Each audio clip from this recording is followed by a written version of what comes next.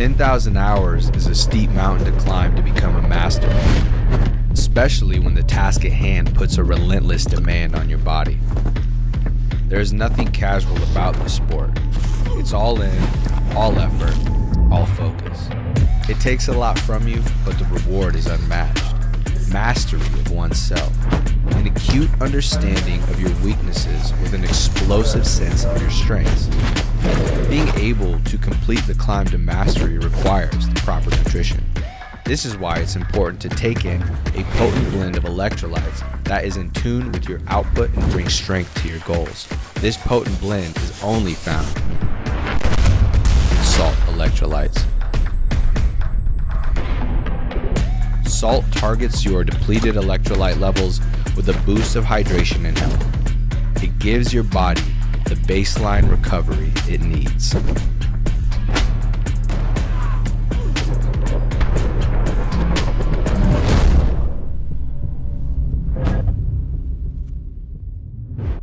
Hey, what's up, everybody? Welcome back to another installment of The Bullpen. Kev, we got a huge board. Why don't we get straight to it right now? Go ahead and lead us off. Yeah, thanks, Raph. Today we're talking about the clean aesthetic of Gold BJJ. They're phenomenal streetwear they've got. It's not just training gear, guys. You can get streetwear. Raph, are these all Gold BJJ? All of these cards are Gold BJJ? Yep, just read the script like we talked about. Yeah, you're right. They've got a variety of styles. They have a bag. It's phenomenal competition gear. You can bring it with you. You can throw it in the wash. Raph, these are really cool. Are any of these for me? Like that bag? No. They didn't have any. Look, you need to go out there and get them. You can just get the stuff, goldbjj.com. These shorts are awesome. I'm going to get this. Wait. Do they have a second set for me? Is that a thing they have? They were like, hey, man, we ran out of stuff, and they didn't have it in your size because like fat. You know what I mean? So, like, these are all for like me. Anyway, go visit our friends at goldbjj.com. Elevate your BJJ game with inverted gear, where pandas and performance meet. Whether you train in a gi or prefer no gi, we have something for you. Our gear is built to last and designed to perform no flashy extras, just high-quality craftsmanship and minimal design. Plus, pandas. Don't miss our back-to-school sale going on now. Visit www.invertijar.com and roll with confidence panda style.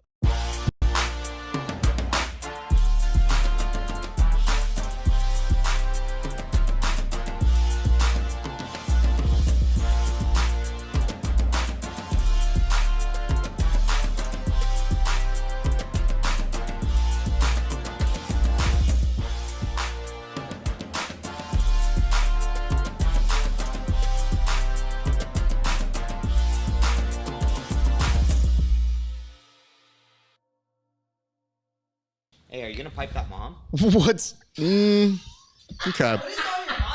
Hey, everybody! What a good time to come onto the show. Good thing one of our Arguello, Milton. How are you doing, sir? How are you, Coach Raph? I'm Thank very you for having us. Hey, thank you for hosting, sir. Always, this is your home. I appreciate that, man. I don't know why I'm whispering. It's okay, man. You know what? The weird part is, I think it's because we're so used to everybody being loud. We have to talk over them. Yep. And the last time we did this, we actually had to institute putting on headphones, which I've tried to avoid. You did put that in discreetly, so good for you. How is the Zen making you feel today, sir? Focused. Focused. Okay, that's good. I think that helps with certain things. I'll look over to the side. We also have a friend joining us. I'll say hello. Sasha, how are you doing, sir? I'm doing sensational. Sensational this morning. Always a pleasure to be with Coach Milt and Mr. Raph Esparza. So Sasha is known as being the guy that always asks me when this is going to happen. And I tell him it's based on schedule availability. And we've been busy lately. So it's been tough to get together. And I found out that somebody's busy on December 7th. So 6th? What is that, the Jones card? Wait. No, it's 7th is the card. Isn't the 5th a Friday and the 6th a Saturday? There we go. Let's find out together. Discrepancies. Because that would change things, would it not? Oh, yeah, right in the nuts. Take a seat. I just need to find out. Boss. Oh. So my mom's birthday is the 5th. Okay. So she wants to rent out some restaurant. I don't know when she's gonna do it. So like that. Yeah. That fucking You're weekend. at the whim of the mom. I'm never gonna say that she doesn't get first dibs. Ooh. So we are an official timeout. It does look like there was a low blow that happened here. I mean, that is a main. Sasha, can you tell me a little bit about your thoughts on that haircut? Brother, look at this. This is I don't even know what to call this atrocity. It does feel like it's a wig that he puts on, though, sometimes. It looks like he's Bigfoot from Chechnya. Walked out of the mountains of Russia and So with this Armenian. I did get to see you while I was setting up here. You were doing a private. It was looking like a private. So tell us what the people can expect if they were to take a private from you, sir. I mean, come on. Bro, that's free advertising right there. Come on, you guys. Millions viewing. We're better shoot him like a hundo or something. naughty. No, I mean, come through, come check it out. We'll get some work in. I like to be technical. I'm not like this sick fuck who will literally drown you during pad work. You know, there's times for that. There's times for some technical stuff. Brother, We'll get a you good one workout tip in. when we were drilling together, and you're like, everything. That's different. That's different. When me and you work together, that's different. But I hate. then when we drill, when you hold pads, I hate the way you hold pads for me. How you supposed to hold that? That shit you be doing with. I'm not gonna name them, but You're a hater, bro. oh, bro, you haven't gotten better from it. That's cap. That's cap. That's cap. I mean, that's your opinion. I feel like I got better. Fuck no.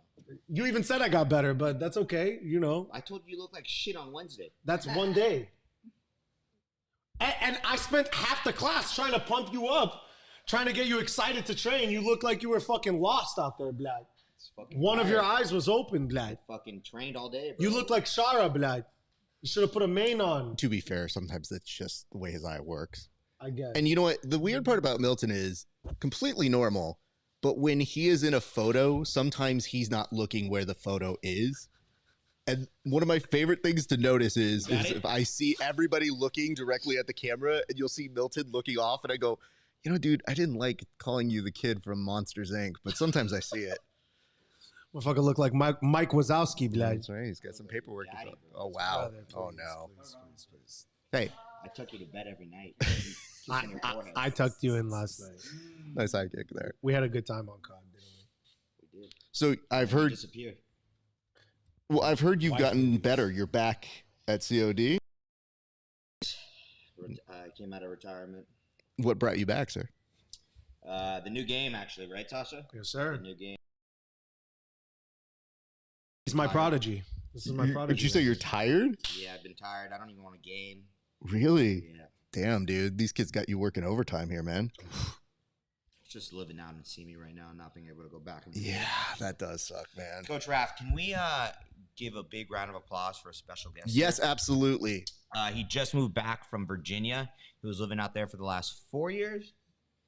5 years. 5 years. 5 years. He's an LA boy. I'm trying to get out of his way really quick. he- Yeah. I'm trying to get out of your way. Salem, Virginia. What's out there, Lior?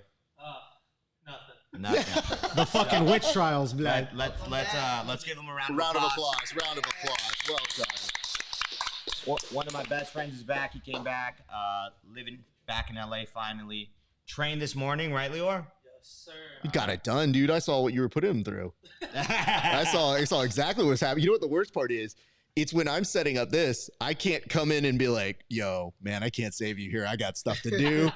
But I saw you going through it, and it was good, man. Way to get your pump in before it, dude. I usually have a lot more energy than this.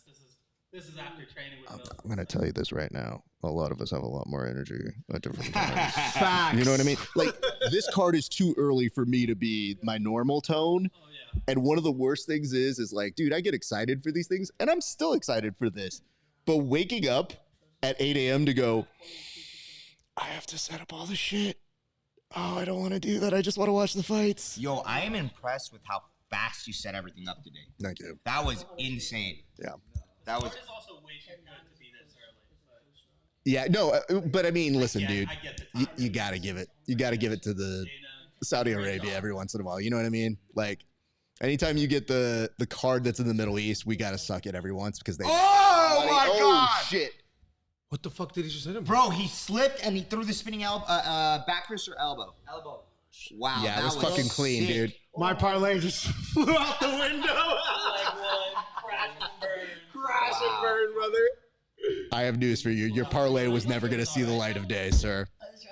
Thank you. Did he just walk it off? Like, Yeah, So, he yeah. definitely walked it off. He made the judge call it. Like, So Bro, the dude can't get up. Look at no. I mean, like, it was a pretty close to a face down if there is anything like that. I gotta see that replay. Yeah, when they do He the replay. slipped, or he dodged out of a punch and then spun with it. Oh, it was a kick.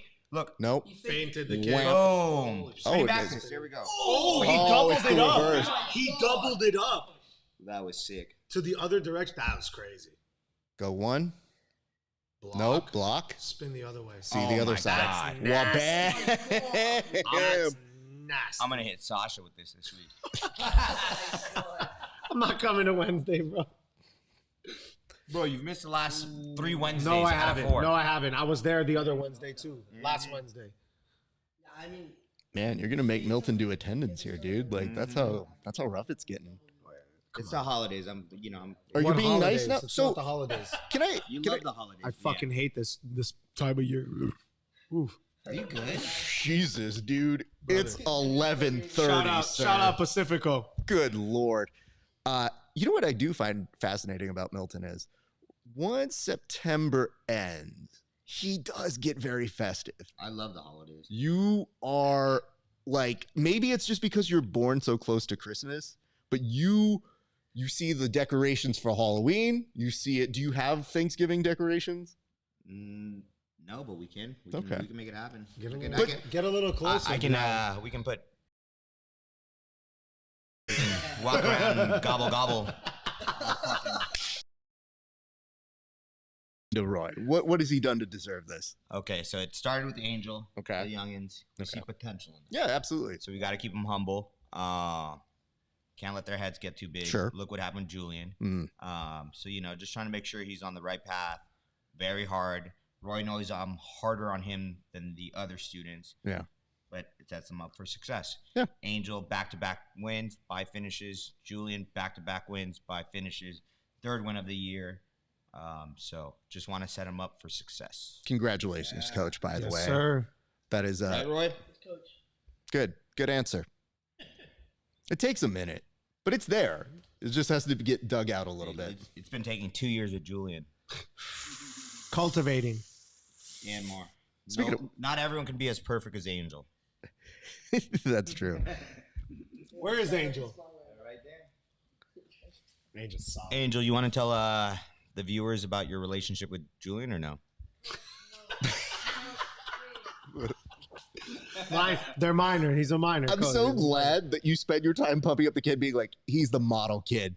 He's the model kid. Hey, I'm going to make fun of you next. You got to keep him humble. You got to keep him guessing. That's the thing. Sure. Coach, can I ask you about that Rams game you went to on Thursday? Yes, sir. Please do. So, Yeah. went to the Rams game. So, first of all, shout out to my boy, Max. Those were amazing. Dude. Can I see a picture of this? Yeah. So I can show Leo. So let me just point and paint the scene, if you would. My boy Max hits me up on Sunday and goes, "Hey man, do you want to go to the Rams game?" And my first question is always, "I would love to. How much?" He's like, "Free." Now that cuts to my core. You and I tend to do work. Yep. So I'm thinking like, I can work with you. I can go there. It's going to be great. My guy hits me up and he goes, "How about lunch at 1:30?" And I go, "Oh my God, we're starting so early." And then he's offering to drive too. So I go, "I can drink. It's good seats." Milt, what time are we able to work? 2 p.m. The earliest I get here. And it's not his fault. That's a normal time for us. But I just had to tell him, I was like, "But I gotta decline. I got a Rams game." He's like, "Dude, go have fun." One of my business partners, he hits me up and he goes, "Oh man, that's a good game. You guys are gonna get blown out." And I was like, "I don't think you know what you're talking about, bro. I think it's gonna be a shootout. I think it's gonna be a fun game. I'm excited to go." We go there, beautiful game. The seats, Amazing. oh my God. It was the Vikings. I thought you were a lifelong. I am, but I thought you were talking about. Dude, you're a fucking retard. Hey man. Let's make sure we don't get this stream off. Sorry. So this Is the R essentially, word banned? What? The R word is It's a rough thing. Those are it's a rough thing. right? It is that because game, on YouTube it could be considered slander. Oh, on YouTube you can't even say moron. That's what I'm saying. Yeah. And some of us are getting Somebody monetized. just says it. Hey, don't fucking this, don't fucking that. So you know what's interesting is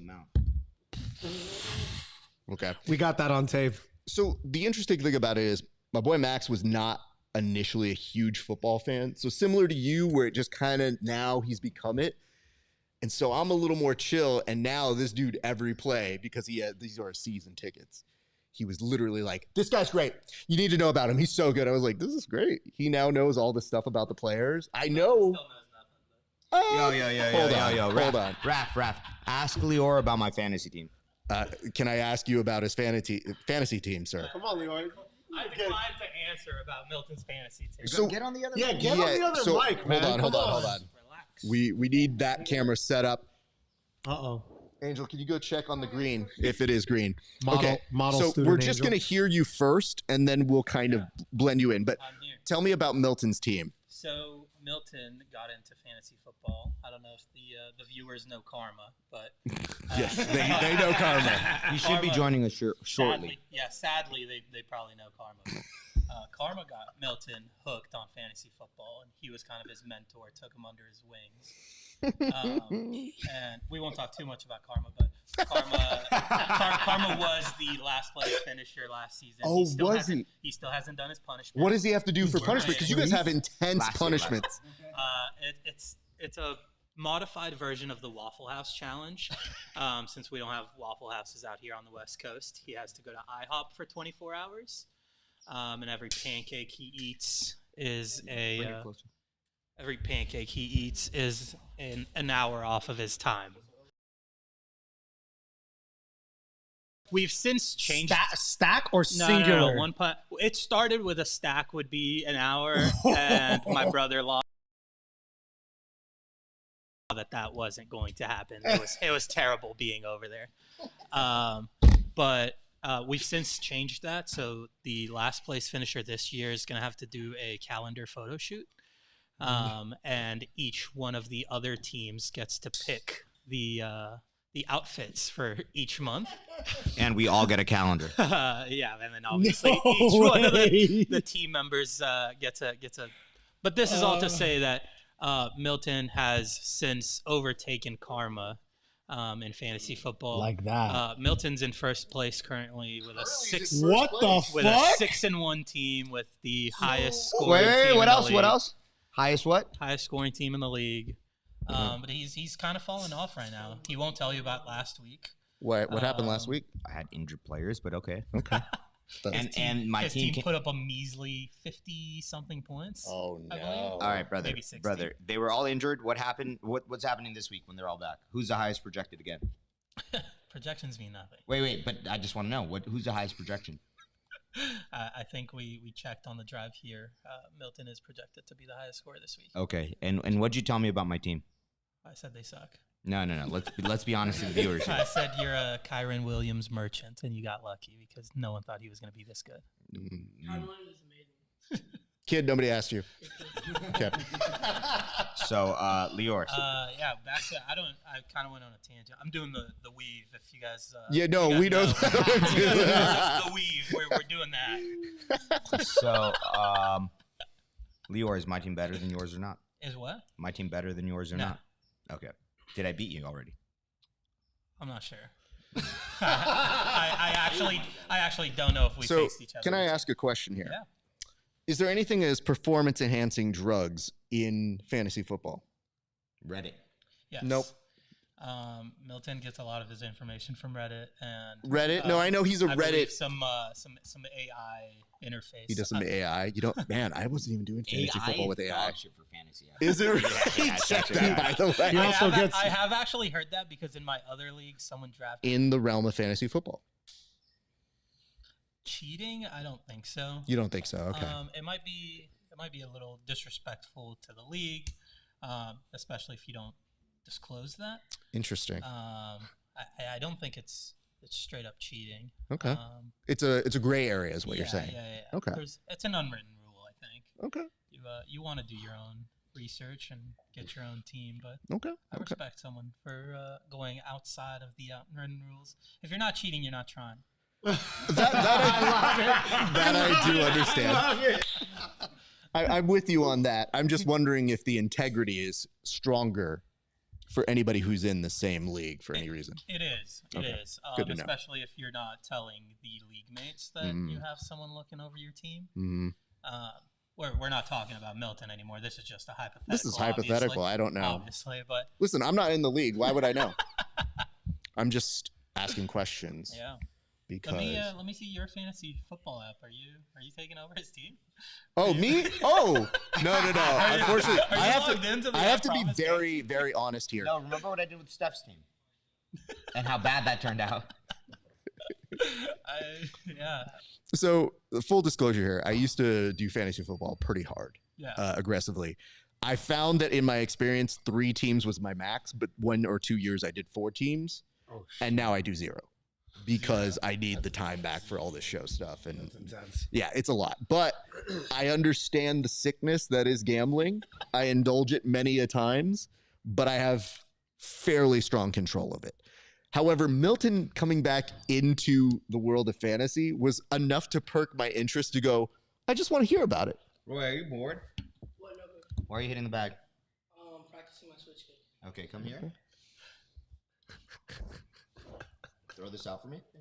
And then there's another one, and the bottle opener's on the fridge. Thank you, sir. Very useful. Good use. Child labor laws are not in effect at my Motherfucker's academy. kicking the bag over here while we're on stream. And Well, there's nothing in there. It's just a bottle at that point. I understand. Just saying. There's a lot of overlap between the mob and martial arts. There's a lot of go get your shine box, kid. So it's going to help him one day. Absolutely. He'll be a made man one day. Just not today. Hopefully. I mean, I don't know, man. I'm not going to live long enough to see him become a made man, honestly. Exactly. By the way, for people who have watched the show, in case you're wondering, the kid that is doing this is one of the kids that thought I was retired in life. Motherfucker thought you had an AARP card, Yeah, huh? like I showed up here like this is what I go do to volunteer to like in my older age keep my brain working. So I mean, Raph, we've seen how you grapple, so well, some of us actually still grapple. I don't know about other people here. he grappled this month. Once this month? once this month I got it in. Wow. I was told to. How I did was it go? told I needed to participate. It didn't go On the that dash, good, maybe. but it was fun. I had my guard passed by people that shouldn't have been passing my guard. That would have never happened when I was at 10th Planet Roy. Van Nuys. It's a button with the You know. logo. It's white. So, that's what happens when you don't train for 5 years. You tear an ACL. Almost it is what it is. a torn ACL, brother. 2021. Brother, that was like COVID ago.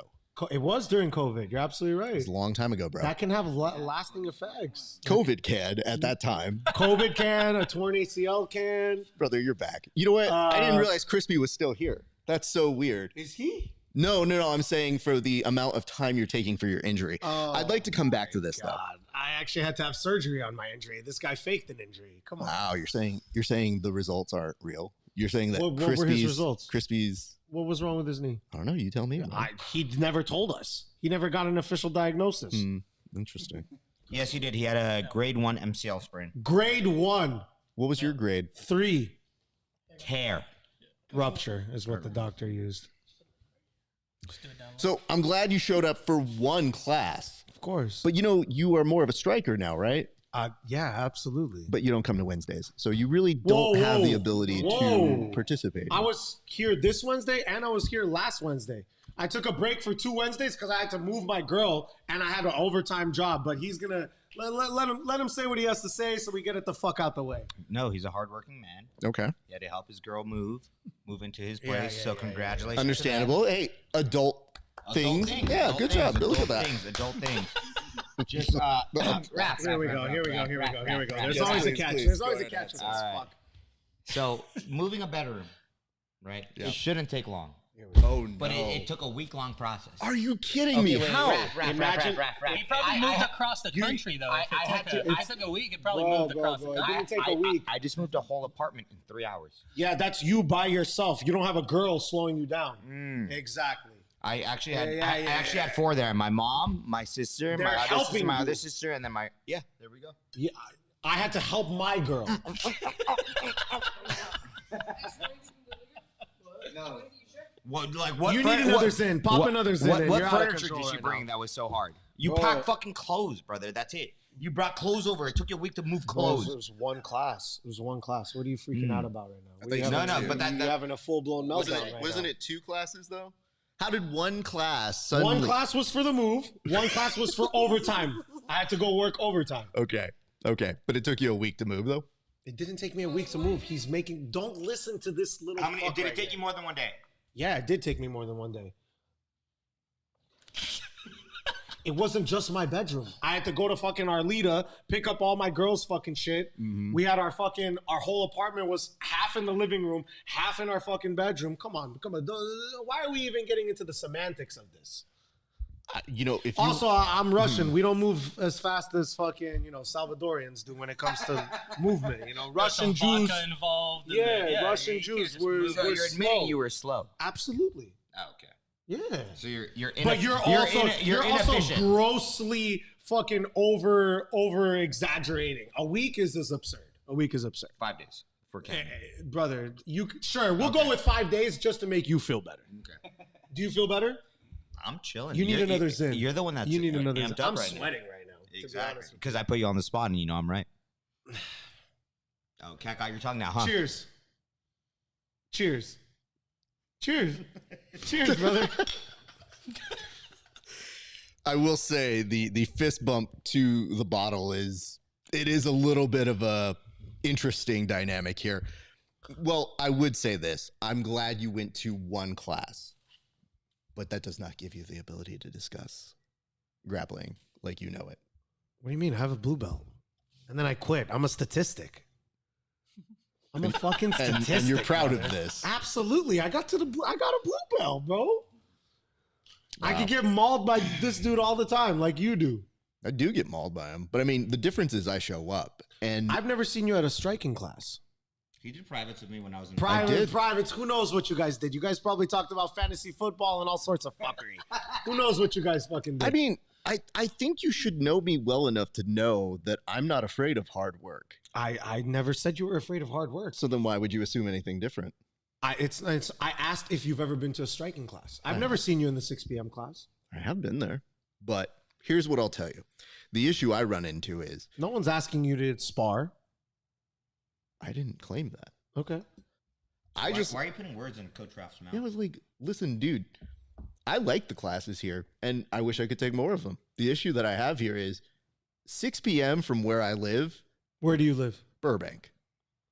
These are excuses. My girl works in Burbank. Okay, but we found out how long it took you to move, so you're really Moving gonna. is different. Let's not. Moving let's- is the same let's traffic. not- it's Let's not the think same. about this. She doesn't When live it's in traffic Burbank. She for doesn't live in moving, Burbank. it's I said very she different. works in Burbank. fellas, we got a banger of Yeah, a fight thank right you. now. Talk us through what you were seeing, Milton. What is happening in Danny front of is us? walking Lerone Murphy down, and he's throwing bombs. And this is what Beautiful oh my mix up. God. That was beautiful. Wow, Dennis might be right on this prediction. I had Ige also. Just saying. Dennis just throws money at the wall. Is Dennis your boy? Yeah.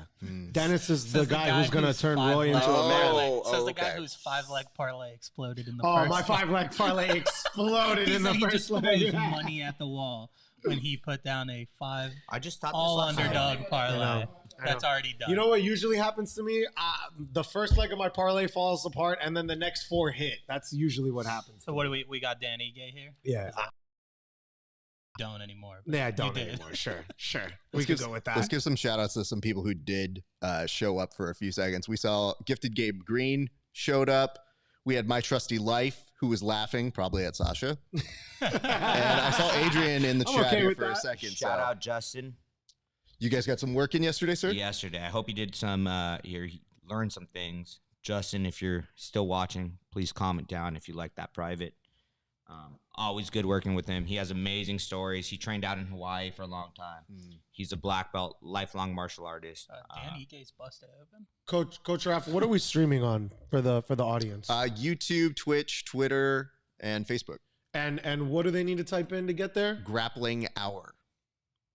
Perfect. It's so funny when I'm explaining to parents or people here, they're like, where can I stream it? And I just point to my shirt. And I just go like, this Well, is they the need place. a platform. They need a platform. I mean, I get it, but You I know just what I go, mean? just type this in. You'll find me. I mean, Oh, shit. Yeah, look at this. All three of us. I'm here to rap. Where the fuck is your shirt? Yeah, what the fuck is Get that merched up. garbage? I need both Chargers. I mean, Are you a resident of San Diego or the San Fernando Valley? Like, what's They're- going on? They play in LA. But yeah, big Chargers fan, big I'm so Grappling Hour sorry, fan man. as well. Oh, thank but- you. No, you're back. You were good. Yeah, That was clean. That was a I'll clean need switch to- up I'll right need to there. get myself some merch. I mean- where can we get merch as long as the viewers? Of course, you guys can go to rapasparza.com/merch. That was good. That was a very good handoff there. I got You know what? It's much better than I have a clip that I have not put up, but it was of when we were like, oh, I've got a Patreon.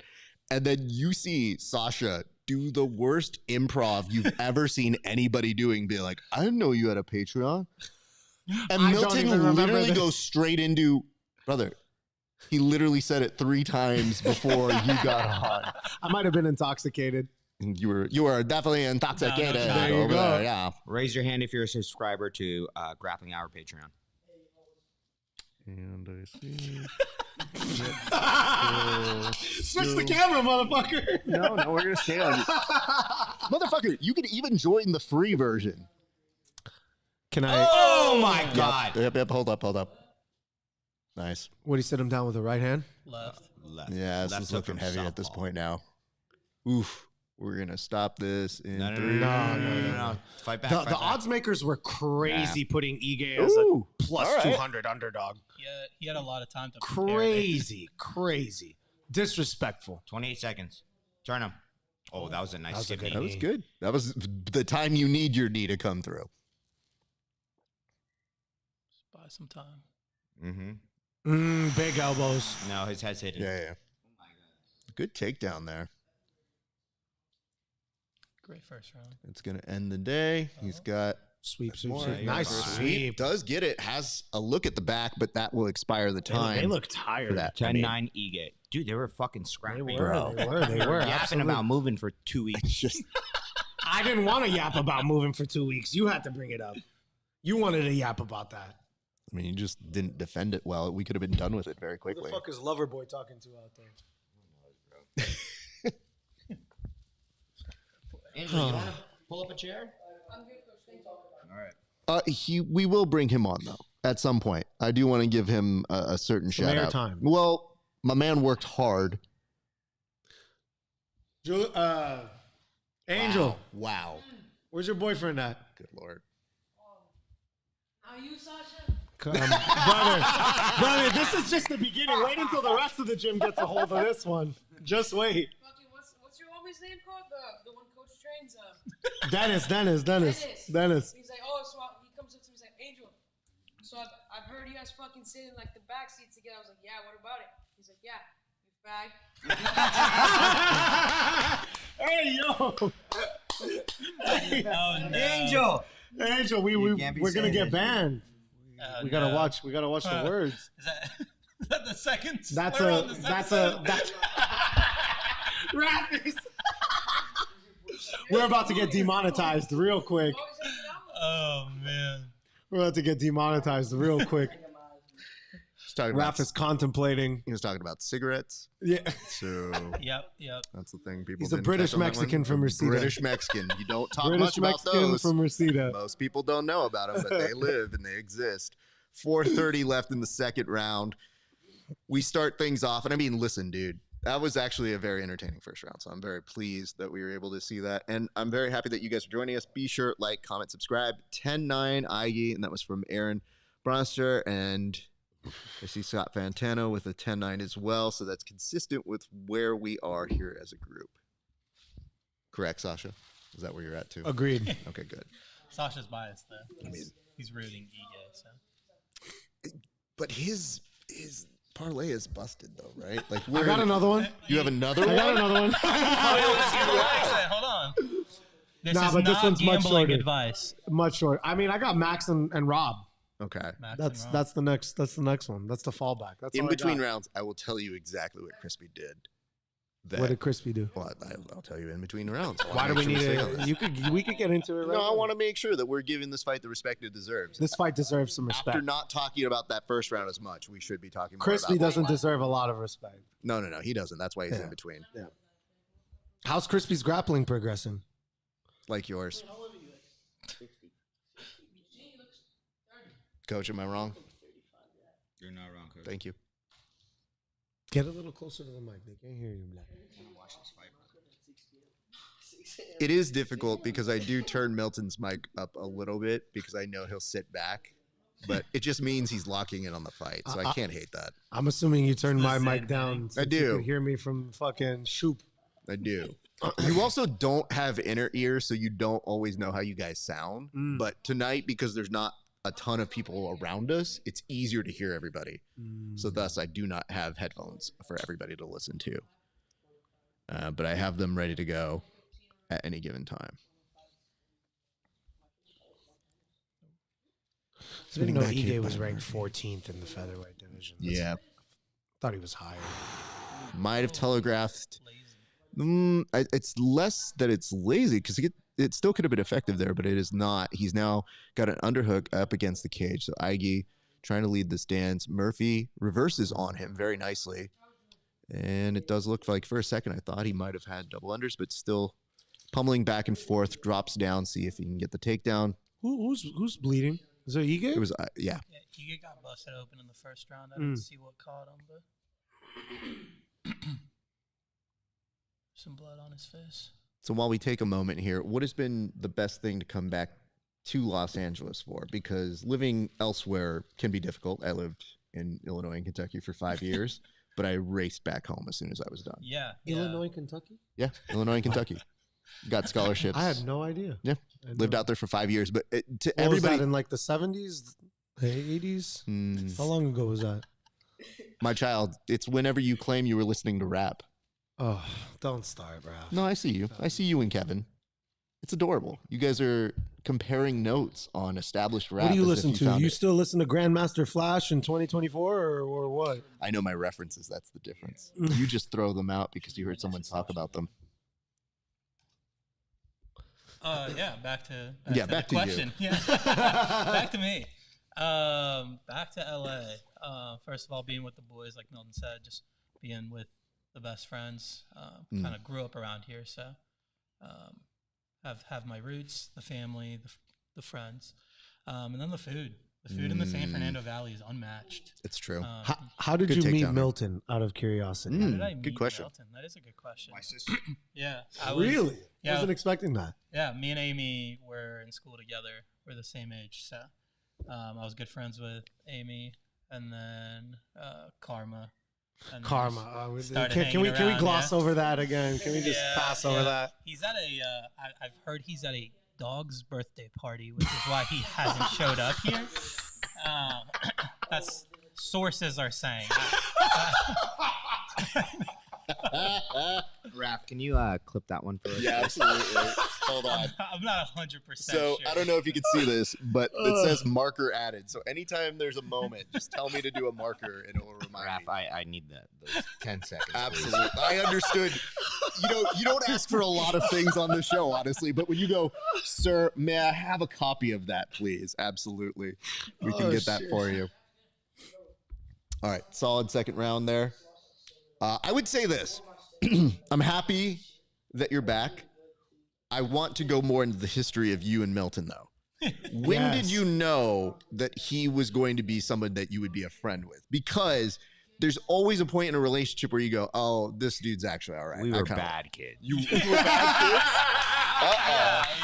There's a lot that we can't discuss Now, hold openly. on. Are we but talking like actual bad kids, or are we talking some fake, like, young kid shit? Because when the fake kids are like, oh, I was bad. We made a car crash. You made a car crash? Oh, shit. Hold on. I don't think legally we could say that. Allegedly. Well, Allegedly, we there we didn't- go. Yeah, they crashed. We didn't affect that in any way. shape, or form. You just said you made a car I crash. didn't say that. He said that. I don't know who said I that. didn't say that. Now I know who not to bring to court.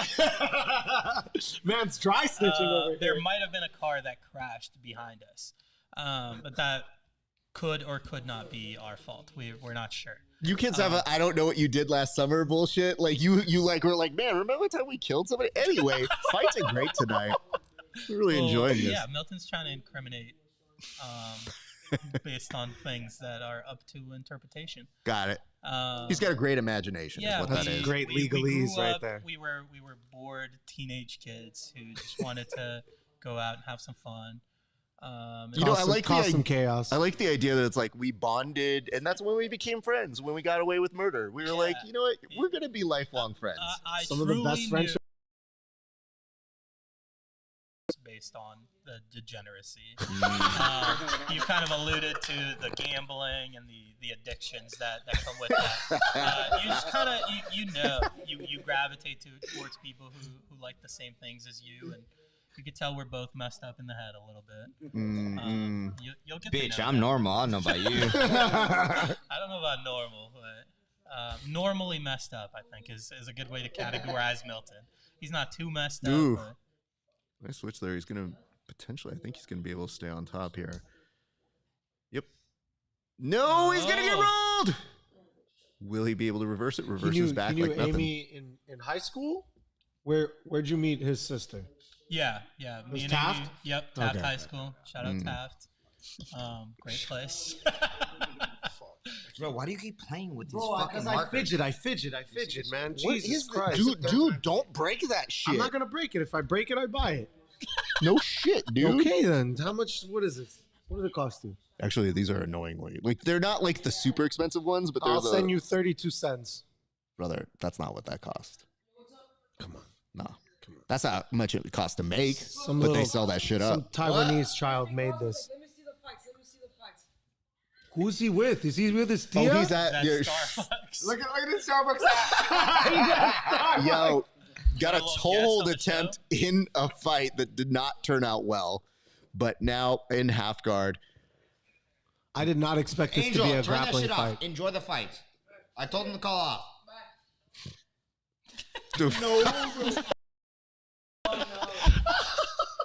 So I mean, Milton just likes to make No. hates fun for other people. It's true. His fun is taking away fun from other people. Was he And always I like love this that. though? Like, was he always this way? Yes. Yes? Except for, like you said, right around the holiday season. He Yeah, you becomes know. No, I He know. lightens a up. different person. Yeah. Bro, that's not true. Milton We switches just up. went down my Venmo transaction history. I would send this dude money to go buy beer every time the Chargers won. Just hey, space us. Go have some fun. Enjoy. Is that true? That is true. Yep. I would sit in Virginia, and In Virginia. he would send a Venmo for a 6-pack of Space Dust, just for good luck for the Chargers. It's very sweet. Good guy. That's a real friend. No. I mean, like, that still doesn't take away from him doing criminal work. But Agreed. also, I do like the idea that. What's that? We gotta fuck the Chargers from off. Oh, wow. From the child. So, yeah. Roy thought the fucking Rams played the Packers No, that was last this week, and he's like, Coach. On Thursday, he goes, Coach, I'm so mad that I'm not watching this game right now. I'm like, Roy, it was 14-14 when I just checked. He goes, yeah, I checked that too. Motherfucker didn't even know who the fuck was playing if you just checked that shit. Oh God, I did. You don't believe in God. Yes, I do. He said, "Yeah, you do." Let's get into that. The belief of God. Yeah. This isn't a Joe Rogan podcast. Please. Roy, I'm sorry, but God doesn't exist. We die, and you're going to rot in the ground. And that's it. Worms are going to eat your body, Roy. Remember when I said that Milton enjoys taking joy from No, people? I know. I see it. I would just like to mark that as a perfect example of that. What's up, bud? Peeking. Okay. All right. Remember Referee's that coming one down to time the you had wire. a stranger walk in and you almost beat the shit out of him? I think Dan Ega's. And remember losing you this said I fight just again. sat there while you and Kevin handled it? reversal. Yep, you did Unfortunately, sit there. that Sasha happened. You didn't have my back. 0-2. I had I your, won. what do you need my back? You had light-skinned daddy. What could I do that Kevin couldn't do? Just like at Tarantula Hill. Remember that, Raph?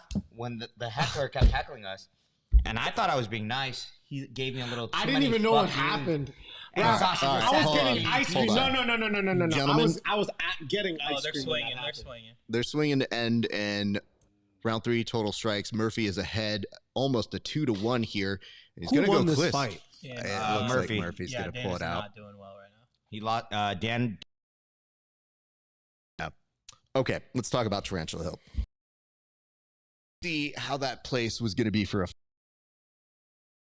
Izzy, we're here. I've thought about going to do a fight companion. Like, I'd love to partner up with the bar at some point, right? Oh, and let's just preface. This is 1000% Karma's fault. Yes. No. Also, Yes, shout yes, out, yes, no free yes. shout outs to He- Tarantula Hill. He knows. Where? Here's why. We're sitting there. They're not putting on the fights yet. I'm wondering when that's going to happen. It's Big Kev's birthday. I want him to enjoy his birthday, and I see that we're getting close to pay-per-view time. Now, I know there's 20 minutes of fluff, so I don't mind if they put it on at like 7:20 p.m. our time. But they were very slow to do that. Meanwhile, And we couldn't get the TV that we wanted it on. but there's also Either. a Dodger game going on. Oh, yeah. So the Dodger game's going on, and you know, people are very vocal, and somebody starts giving credit to a Dodger. And- Karma. Well, no. Oh. Here's how it happened. Yeah, I was getting Being ice cream. fairly sober here. I'm watching this all play in front of me. There's a very loud Dodger fan who's yelling out, "Fuck a former Dodger." And Karma's like, "Dude, why are you even saying that? He was on the team. You can't, it's so fucking stupid. Why would you even say that about that guy?" And this dude's chirping off on him. Now, it's one thing if it's a one-time passing comment. That's not how Karma operates. No. So it becomes a thing. There's some chirping back and forth.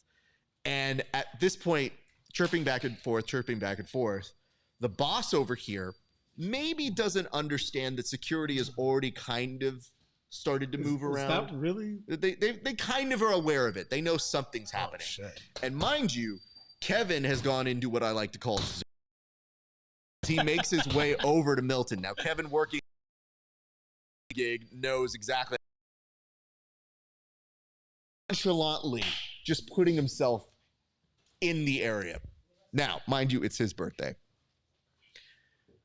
Milton defends Karma, but he doesn't have to do much than just stand up. Like, the even art of them standing up is enough for security to go, whoa. It was very aggressive. It was very quick.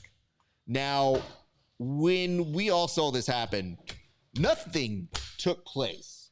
But Milton felt bad that it escalated this, but he didn't feel wrong. But yes, Karma did help instigate it. The Dodger fan was not helping it.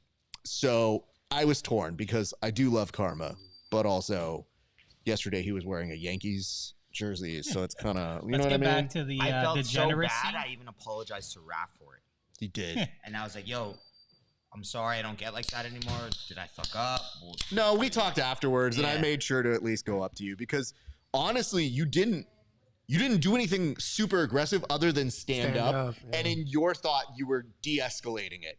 But even you standing up as a fighter who As a knows 5'5" guy, Hold on, very hold on. intimidating. Wow. This is. so you know, he's my best friend. I mean, That's all the shit he talks. I've heard Yo, the term dumbass. midget with No, gloves. you didn't show up to teacher private this morning. You didn't show up to kids. Oh, shit. The sorry doesn't mean anything in your mind. I know that. You don't even know why you're sorry. So why don't you think about it? Why are you messing around with Roar right now while we have a stream going on? Is Angel up doing that shit? Pull up a chair, sit behind me. You and Angel can sit next to each other, hold hands, whatever the fuck you want to do. Just like chill. so they just did the scorecards 29-28 all the way through. Yeah, Rodriguez in the crowd with the cowboy hat. We got Diego Lopez in the crowd with his hair. Go grab a chair for your boyfriend. What's that? He was, which by the way is a weird thing to do. Like the fact that they were talking about for John Jones having Aspinall. Aspinall as the In the backup. wings. And I believe it was both DC and Chael that go, you'll never be a backup. Like, there's no way we will ever come to that. And so it's like, you're just wasting your time. And a weight There's cut. I mean, yeah. I mean, just staying on weight is a very difficult thing to do consistently like that. So let me ask this, though. Okay, great. Let's get more Milton stories. Let's say this. If I were to ask you, what is something that Milton did in high school that he would be embarrassed about you talking about on the show? I think that's kind of the best thing about Milton is that he just wouldn't be embarrassed of anything he's done. That's so accurate. Has he done dumb shit? Absolutely. If we talked about it now, he would just laugh about it and say, yeah, that's who we were back then. He's changed a little bit. He's grown up a little bit, but embarrassed, I think, is a tough word. Yo, I appreciate that. Hey, I love you, brother. Love you. Yeah, much love. Okay. I mean, we used to do dumb shit all the time. We'd go egging. We'd go TP. TP, ding dong Forking dish, like lawns, all the dumb stuff. ditch. Like, You know, I have to say, Milton's actually a really good person to ding dong ditch with because he's very fast. So that really does come into play. And most kids don't even know that you would spend your time doing that now. Yeah. It's almost like explaining a prank call to somebody and be like, why would they pick up the phone? With the ring. Yeah, the ring's Well, really not only good. that, but They've like, got you on camera now. dude, nobody, not just the ring, but if you do a prank call, nobody takes the call. Yeah. Like now, even then, dude, by the way. Scam call. Yeah, what are the kids doing now? Coming from Karma in India. What do you guys do? Yeah, what do you do for pranks? What do you Yeah, do? okay. Don't lie, Roy. Don't lie. Say it with your chest if you're going to say it. Believe it. What do you guys like to do for fun? Likes to eat. Eating's good. Eat. Interesting. All right. What do you guys get in trouble with for school? Give us some stories. I haven't been in trouble at school in like. That's what Mama does to you. Teaches you That's discipline. right. That's right. What happens if you get in trouble at school? Who calls me? Everyone calls you. my neighbors from 6 years ago. Everyone knows you. They call you. They say Julian was being a little idiot, and then I get 7 black eyes. That shit sucks, right? Yeah, it sucks. And purple legs. And Bring your kids to Mama. I mean, you know what? Long term, it works. It really does. Don't question your methods. The but vice anyway. principal told Julian, I'm not going to call your mom. I'm going to call Coach Milton. No way. Genius. I mean, that's how it was when we were in school. No way. That's who you were scared of, Milton. She was my coach, so she knows me really well. Who is it? Coach Lopez. Oh, that's funny. And yeah, so she's caught Julian with this phone multiple times and goes, I'm going to call Coach Milton. As she should. No, legitimately, that's the best part about being an athlete and growing up is you just recognize the thing that keeps everybody in form is. There he is. Yo. Oh, God. The chaos just entered the building. Nah, just turn it down. That's fine. So, what did Chris, as he says this to me and he goes, yo, brother. Wrecking machine in the building. Scoot over. Let's pull up that chair. As he says this. I got a $50 bet with her. As he says this. That's my dog. Yeah, I'm going for Holloway. That's my dog. 100%. Angel got you. But as he says this. He wants to sit next to Julian. You know. Okay. You know that shit is. As he says this, he looks at me and he just goes, oh, man, Max is going to get washed. And I was like, don't bring that energy here, sir. I don't mind him losing, but I don't need you to tell me he's going to lose. Oh, wow. When did this happen? Can you grab the 32? Wow. There's a Modelo in there. Who influenced you? Open it on site. Is somebody's a bad We need influence to here? give a Zin shout out right now. You know, can I? Speak up. No, brother. hold We're the on. loud ones on this Gentlemen, let me just be honest with you. This works perfectly to have one microphone for the both of Oh, you yeah. so that I can level it. I'm already turning it down. Is that good right there, Coach? I think so. Go ahead and talk if you guys wouldn't mind. What's up, guys? Wrecking Machine at the table. It's good to see you, Nico. You come in right now. Were you at Checkmat just a few minutes ago? I was actually watching Adrian get dog walked by Aiden. in jiu-jitsu. In jiu-jitsu. yeah. Okay. I mean, just dog walk. I mean, listen, dude, I can't take credit. I don't know how I caught him. I caught him with something, a submission. I hit him with a can opener out of nowhere, and I tapped him with it. And that was the last time I caught Aiden, and he's been focusing on like just competing and doing this, that, and the other. But I hold that victory over him, and I'm like, that's it. That's That's true. it. You're not getting a rematch. No redemption for you. Win and get out. That's it, 100%. yeah. Yes, that's the way to go.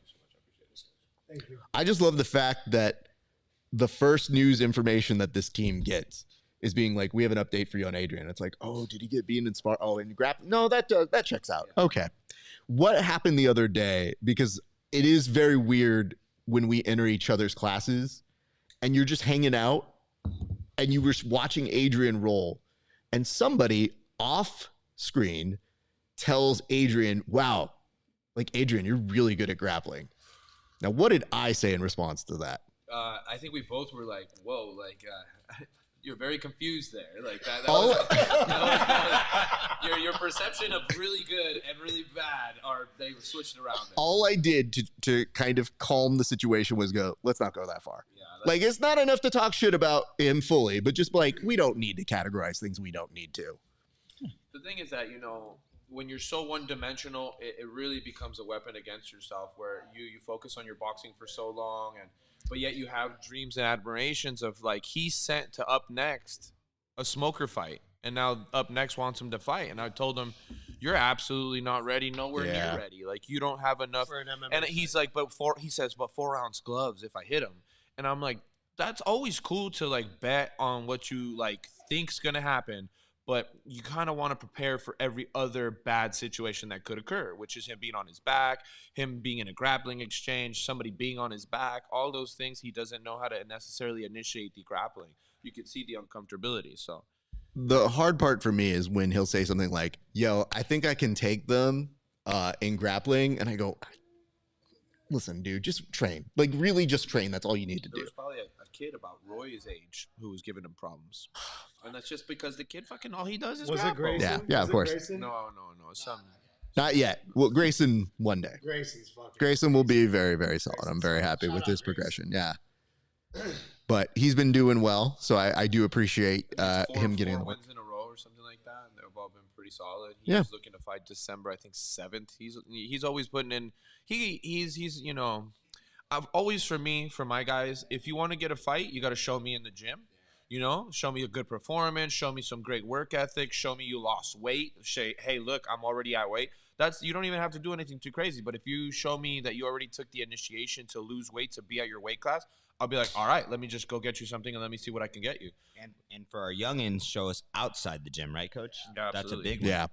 What you do in school, the way that your parents speak about you.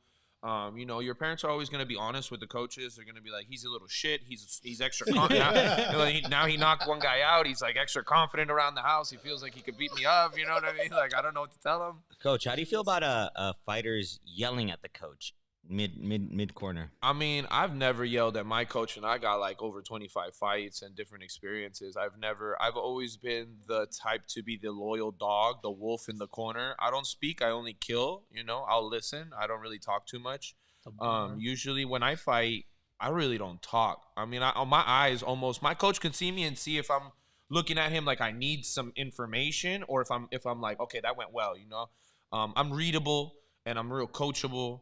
And yelling at my coach in the corner would be like if the Avengers weren't. It's dysfunctional. That's not what it is. Right there, when we're there and we're getting into that ring or that cage, we are one.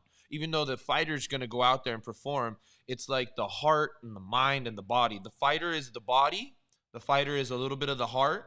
The mind and the logic, the setup and the strategy and the structure is the coach. He's the brain. It's like Pinky and it's like, Pinky in the brain. It's like you need that, that body, the physical body and the heart from your athlete, but the mental strategy wise, the experience comes from the coach. So, yelling and shutting down and going and that's probably something that he does at home all the time, where it's like. So, Nico, I don't mean to interrupt here, Oh, yeah. but is that not part of the control of also being a martial artist, is being able to have that discipline in that moment? Because it's one thing to react, but you want to have that control and that ability to make sure that you don't overplay or do something when you need to be in your zone?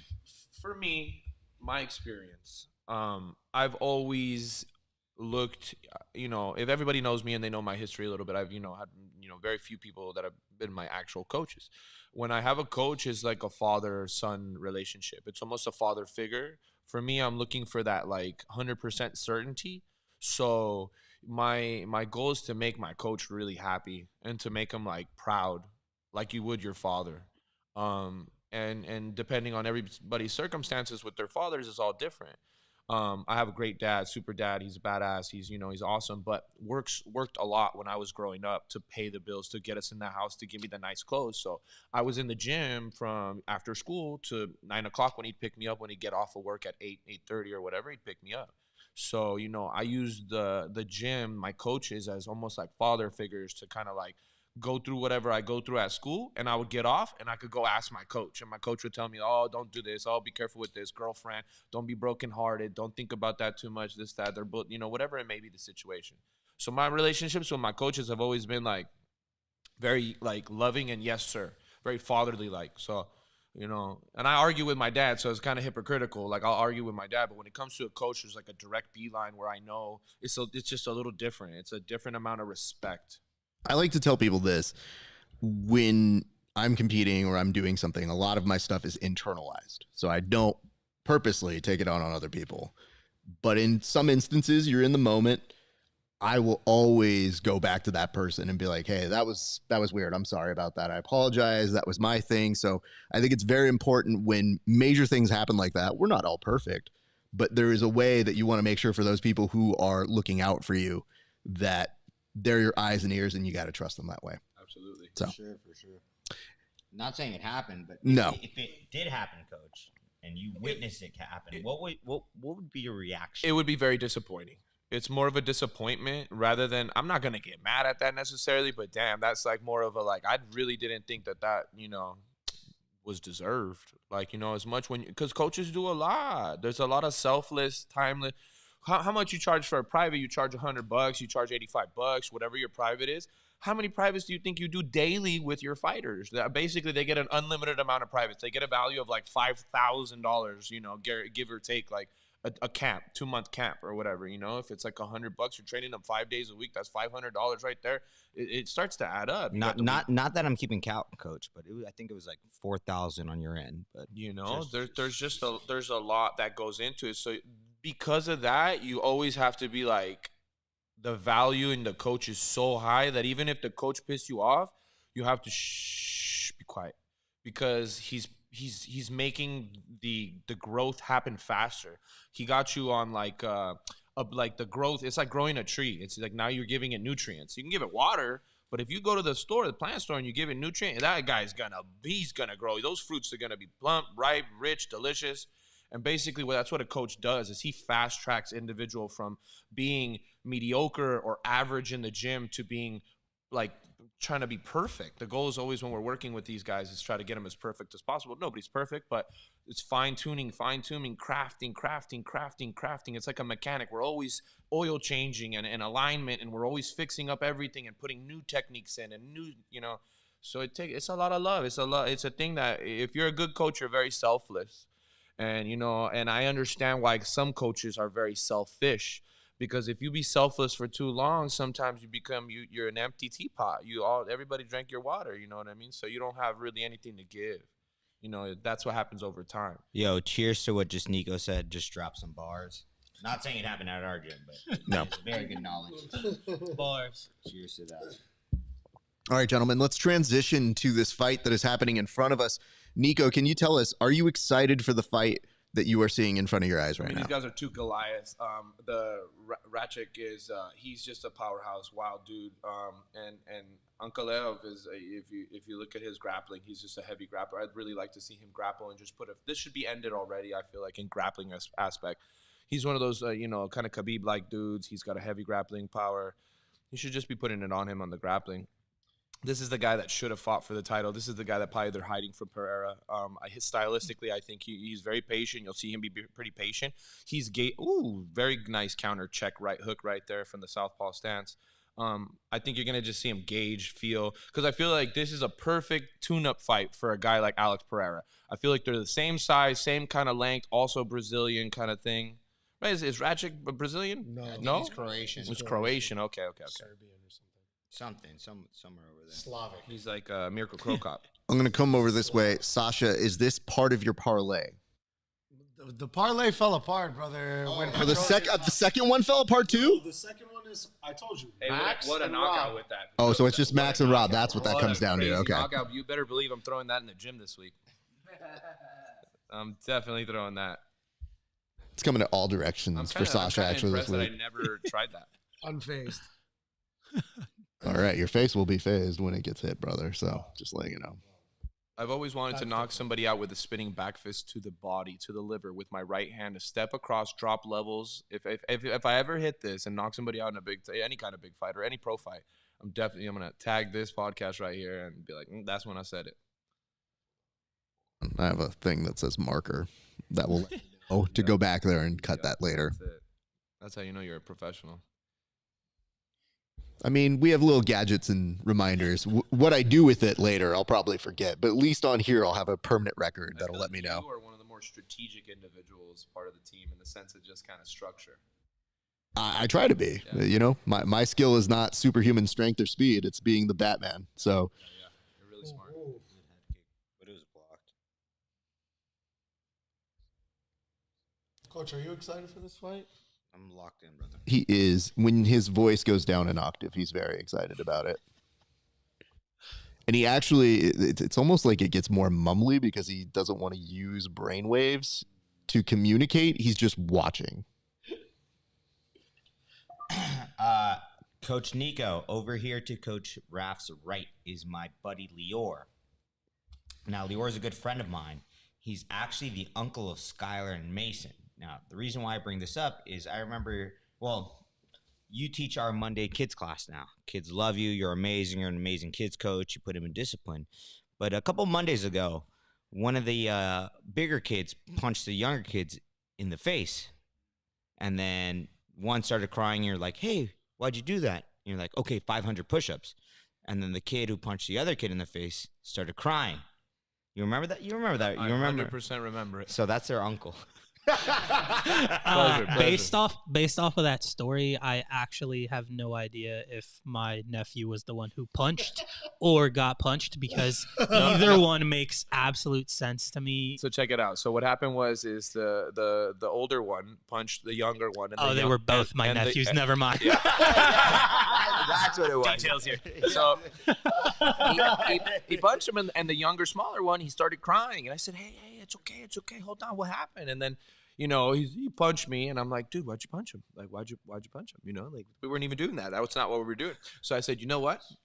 I'm gonna let him choose the consequence. So I said, what kind of consequence? How much workout should he do? What kind of workout? What's a hard one for you? Push up? And he's like, yeah. And I go, okay, push up. How many does he owe you and me for punching you?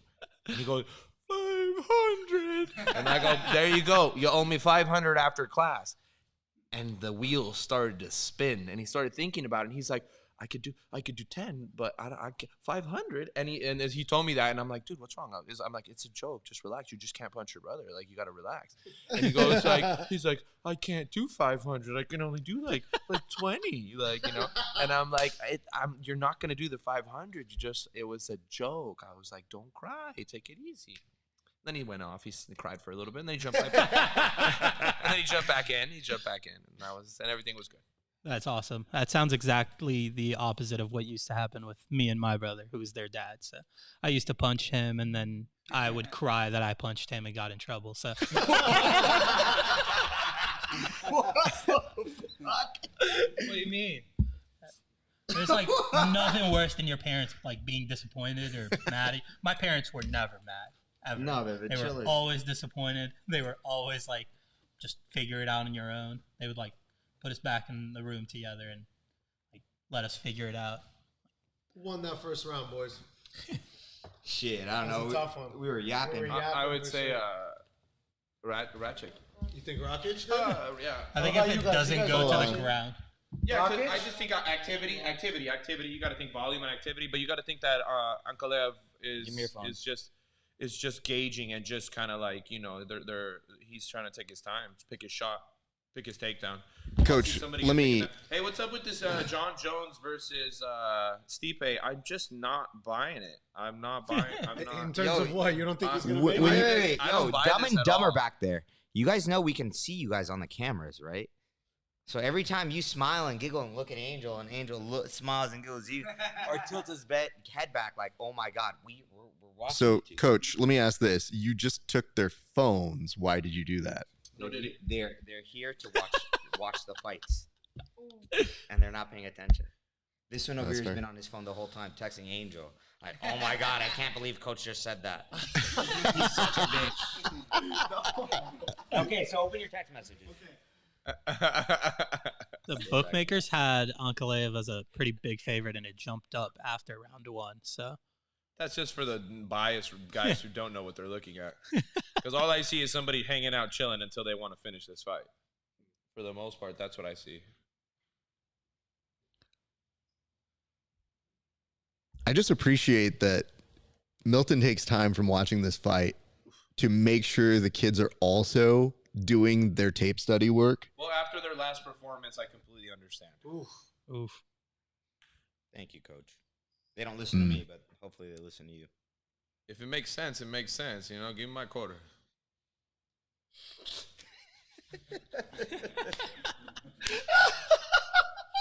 Well, man, I've been doing a lot of camera time, video time for my other stuff, so I've gotten better at just shooting it.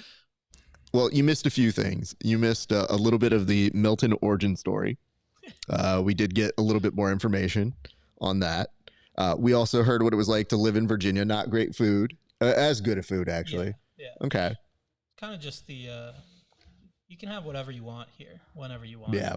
Just more of an assortment. It's just that you get spoiled with the food here. That's the issue that I ran into. Inconvenience. Yes. I had a lot of people who were trying to give me good food recommendations when I lived in Illinois and Kentucky, and I felt so bad having to politely tell them, no, thank you. But the price, it'd the be price 1 is a.m. different. here, and he'd be texting me 1 a.m. here, so that's 4 in the morning there. I'm like, I know damn well this motherfucker didn't go to sleep. What the fuck you doing up? Like, I don't know what this story is, but I know it's made up just based off of how he said it. Okay. For sure. Milton would be sending tweets in the chat at like 7 a.m. Virginia time when I'm waking up. I'm like, what the hell are you doing at 4 a.m.? Fucking taking a shower and coming to the gym, bro. I told you, you've never worked 13-hour days in your life. Yeah, I don't know if any of your viewers have worked minor league baseball, but if anyone has, they know that 13-hour days are short. Lior, can you tell us who you worked for and what you were doing there? Nope, no free shout-outs. Just kidding. I'm just kidding. Shout out the Salem Red Sox. Left right there. I'm just kidding. Shout out the Salem Red was a Sox. really They good were a single A affiliate That's of a the very Boston good Red game. Sox He found out in Virginia. I've seen some really cool players come out of there before my time, but shout out to Dodgers legend Mookie Betts went through there. That's right. It was really cool. I was in charge of ticket operations. So I did ticket sales and everything kind of behind the scenes. So are you enjoying this fall classic that's happening right now? Because it is amazing. I love it. Uh-oh. I don't think I'm getting the answer I want here. What's the uh-oh? What's the answer that you do want? I'm not going to tell you. Just tell me what your real feelings are. I don't like the fans of either team. Yeah, all right. Nobody cares about that. All right. You know what I love is that this has inspired the like, oh no, it's the big cities. People are the worst. Fuck every other place. I'm Legitimately. okay with the cities isn't the problem. I think. You think fans in sports in general are good people? No, absolutely not. No, all we are fans all- become we are dumb all sports fans. because when they yes, start I know rooting that. for their team, they don't make sense anymore. I agree, but I think Dodgers and Yankees fans. No, are you a just lot don't more like spoiled. Mexicans. That's a very quick way of saying that. I'm just saying. Whoa. And as a Mexican, I understand. Yes. Mi gente, nosotros somos latinos acá, okay? That is a tough accusation. It is. I do not discriminate. Statistically, I'm right, though. So what I'm saying here is this. my favorite thing about going to Dodger games, we went a couple weeks ago, and when we got there, we weren't sure what section we're in. We went down the wrong section, right? And they're playing the Padres. Let me just tell you that as a ticket operations manager, that drives me insane. And it sucks. That people can't figure out where their seats are. Here's what happened, though. Go down a lane. I look. No more than 2 seconds do I go, oh, we're in the wrong section. We go back. I get somebody, and I talk boom, boom, boom, up, let's go back. In that time, there are 2 drunk Dodger fans who go, sit down. And I go, we haven't been in your way at all. I can't sit any lower. And then all of a sudden, I go, we're getting out of the way. So I look at them, and I tell them, I'm like, hey, man, real classy. Chill the fuck out. Yeah. I walk up, and then I look to see my wife behind me, and I'm like, oh, okay, let me see she's not behind me. Too much pressure, too much volume. I go over to her, and I'm like, are you okay? She goes, I let them know a piece of my mind. Fuck them. And I go, sounds good, babe. Have a good one, sir. So even then, I was like, we're on your team, you dicks.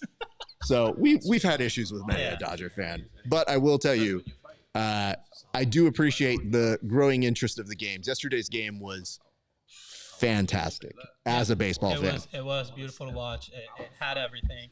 It was a pitcher's duel to start, ended with a walk-off grand slam. The over still hit somehow. Just a dream. That's the stuff you dream about as a kid. Yeah. It's phenomenal. Yeah. Well, I don't know how religious people are, but when you mess with the baseball gods and walk a player to face someone else. Yeah, no, I know. Gods don't love that. I know. Just pitch to Mookie Betts. Also, Nestor Cortez also started, not in Salem, but a short 30-40 minute drive away from there at the Pulaski Yankees. So Where the fuck is Pulaski?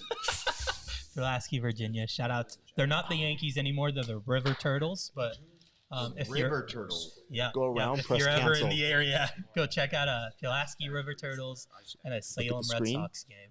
Tell them I sent you. Minus 1,300? Am I retarded?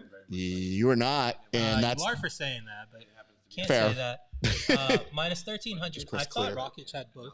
I don't know what they're seeing there. Press cancel on that. Okay. Cool. Thank you. And let me see if I got you back. Boom.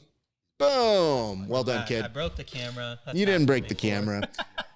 The internet broke the camera. It was like, no, we can't hear this pro Dodger talk here. I would like to say that I'm not pro Dodgers. No. It's me, clearly. Okay. And I'm telling you, the reason why. Don't believe me. We know that you live myself out of there. you live a very tough life here. Yes. I just take this. Take their city. I just know that this is my story is to illustrate that even Dodger fans are problematic for Dodger fans at times. Yeah. But I also have met every type of worse fan in every franchise possible. I agree. Sports fans are terrible people. I think sports make us do stupid things and be stupid. But That's why half the time I just come around and I'm like, hey, I'm in a good mood. I like this. This is great. Teams that are naturally good 99% of their years and act like they haven't been good in 50 years. Like, being a Chargers fan, I haven't seen. It's a rough time, dude. In a very long time. By the way, when I was living in Illinois, the shit I got from Colts fans for being close to the You go to Chargers. school in Illinois? Yeah. What school? Illinois State University. Good, because it's not Illinois. Fuck Illinois. Oh, wow. They're playing Oregon today. Oh, okay. That's what we're doing. Oh, you've got that on that. Yeah, Okay. so that's over there. Nah, dude, I don't give a shit. I'm not. Not Listen. a college football guy. Nah, but not even that. I just don't even. Ooh. That was nice. That was solid. That left hurt his nose. I'm going to come for an update over to Coach Nico. Nico, what did you see that just transgressed right there? I mean, honestly, what you're looking at is Ankalaev is just pushing the pressure forward, and the fact that it's a southpaw versus orthodox, it's whoever knows and is educated enough to know what to do to these style. So, like, if you're a southpaw, you got to drop your left straight. If you're an orthodox, you got to double, triple drop your straight right, and you have to step outside of the lead leg, making it hard for his left straight or left overhand to touch you. And what we're seeing here is Ankalaev is doing a really good job of utilizing his straight left to the body, straight left down the pipe, and he's just not using a jab. When you're fighting a southpaw orthodox matchup, you don't jab. You don't use a jab because the jabs don't line up. It doesn't work. It puts you in an awkward position to get hit with the power hand. So it's really about dropping like double right hands. If you're an orthodox, like I like to throw 1, 2, 3, 4 right hands. I use my right hand like a jab, and I won't throw it as hard, but I'll throw it double, triple. And usually that works a lot. As far as I'm stepping outside of that lead right leg with my left leg, I'm stepping on the outside, drop 2, 3 right hands. That's how I have success with southpaws. Ankalaev is taking advantage of the fact that Rakić is moving towards the power. He's moving towards his left dominant hand, and then he's also not utilizing his right hand. So by him stepping that way, he puts himself on the inside closer to be landed a left straight, because his left foot on the orthodox fighter is on the inside of the southpaw fighter's right foot. Who the fuck is that? That's me. That's my girl. Oh shit. Yes, Brother. Coach Nico again. I was like, no, please go further on that one. Like You don't use the nuclear bomb first. Yeah, exactly. So you're the first wave, sir. Send some troops. No, he literally was making sure that you understand you would be the first to die. We gotta send a drone or two. I'm too smart to go in first. You know what I mean? I gotta see how. Sorry, I'm sorry. You're not powerful enough to be the end all. I want to make sure that I never said that. Even I'm not as powerful as Kevin. everybody there's a understands scale here. the most blasphemous thing. To the secret weapon right away. I couldn't do anything. The most blasphemous thing said on this show is that Sasha is too smart to go first. Let's hold on that.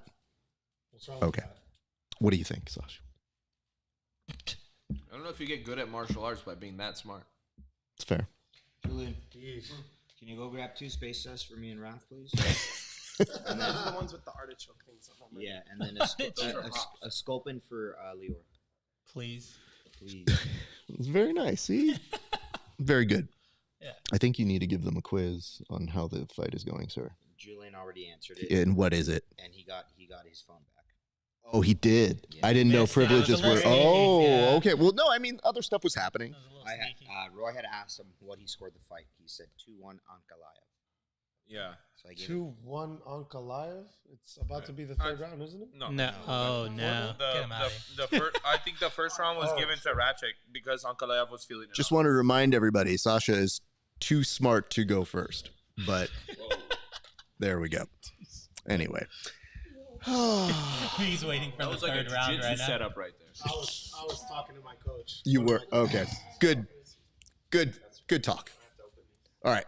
Happy about that. Thank you guys. That will be the conclusion of that. We await the decision here. Thank you, sir. Passing this your way, sir. Thank you. Cheers. I'll wait for All right. These So guys are big. These are some big dudes. They're so can't do tall. that on that Rakić one. is so tall. Please. That'd be great. My girl might get mad. You But can do it. You can do it. it. You don't have to owe me the bet. Don't worry. Well, we still have to see if I owe you the bet. the Korean barbecue the other day was so good. We went for We have lunch. a- we I have a took bet. some home and I ate it for dinner, bro. It was so good. We have a bet right now. And it's chill, right? You just sit there, you order that little plate. That little plate was perfect. Yeah. I took it home. Because I came here, so I had to go and coach and whatnot. So I'd say I saved it, Coach. Puts less pressure on having to have dinner made and whatnot. Coach. So that's the best part. You got Robert or you got Khamzat? I got Robert Whittaker. I got Bobby Knockers all the way. Bobby Knockers. The Reaper, baby. Bobby Knockers. By the way, on this Motherfucking podcast, if anyone asks, I've only drank this today. All right? Only the blue can. All right? They're my sponsor. they're your sponsor? Yes. When did you start getting sponsored? Shout out, no free shout out to Athletic Brewing. What is Roy doing? Athletic Brewing, it sounds like it's perfect for me. I love kicking ass and I love drinking beers. It's Holler at your boy. non-alcoholic though. I will fuck somebody up and represent, trust me. Is a non-alcoholic beer. I don't know if you're. You got to make an alcoholic one for me. I don't know what they do. Milton, do you know if they make alcoholic? They can do a brews? special They edition for don't us. actually. Oh, good to know. Give them like a few years, the brand will expand. They just need to find an athlete to sponsor, grow the brand, and then they can make a alcoholic one. So we didn't do that for this fight, but the next time, what we're gonna have to do is we will have to put it on mute, so that we don't hear anything here, but it does pick up the UFC audio for whatever reason. We don't show a frame of anything UFC, but we have on Facebook gotten flagged for using the audio just to hear the post-fight interviews. That's crazy. So we will put on, I don't know if I have elevator music here, but I think I have something we can put on in the background. No, they fucking get flagged for all of them. Literally, they all put all of their stuff into an AI machine, and if it recognizes it, if Pride, it will still do it. By the way, I didn't know how. Roy, how did the push-ups go, sir? 31? Okay, that's not bad. What's he doing push-ups now? So I think that. Hold on, that's a Coach Milton question. So, Coach, why is Roy doing push-ups? He was over there hitting the bag again for like the third time today. And what is the issue with hitting the bags right now? On stream, we are talking, and he's over there causing a ruckus. That is fair. Thank you for looking out for the stream, sir. You gotta know when to hit this guy. Armin. Beast. Oh my God! Look who showed up. Look, he came with a Happy Meal for that. I'm gonna liver shot that Mickey D's out of your liver. Did he go to Sprouts? No, he went to. Well, how was last night?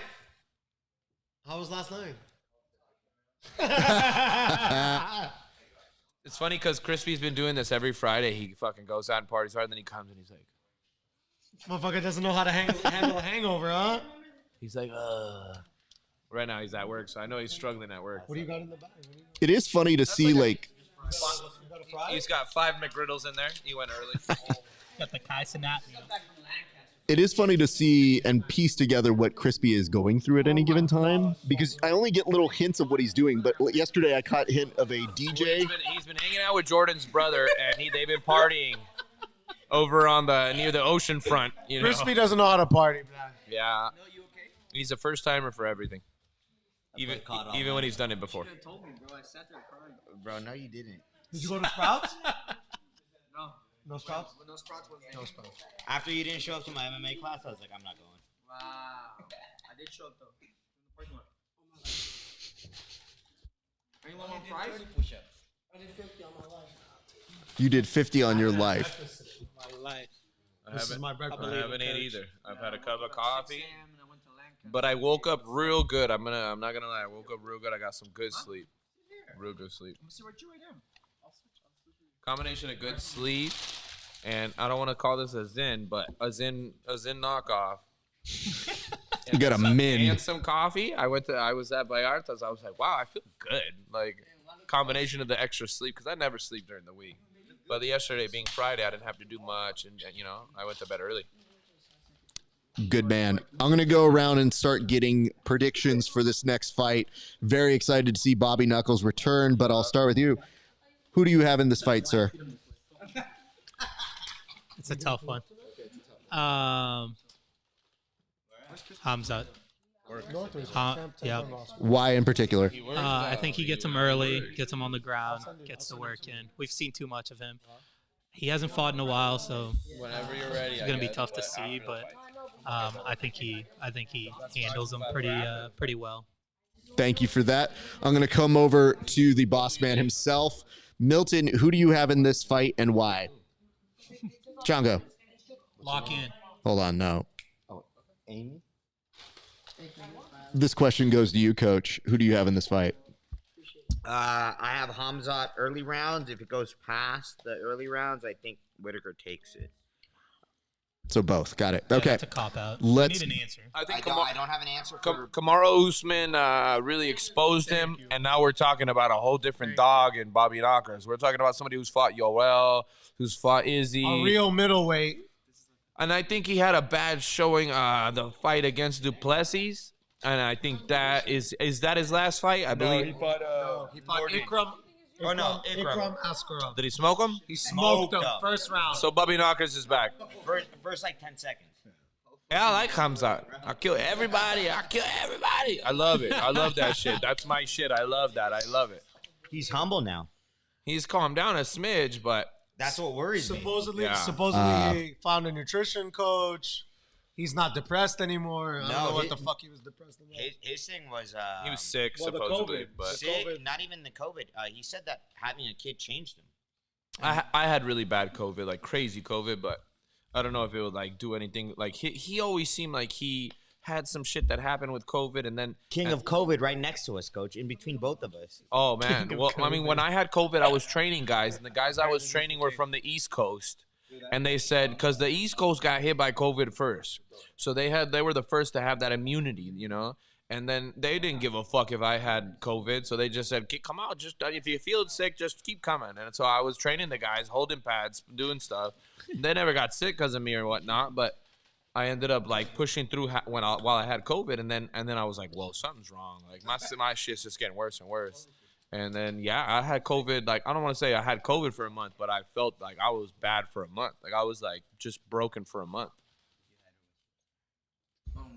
All right.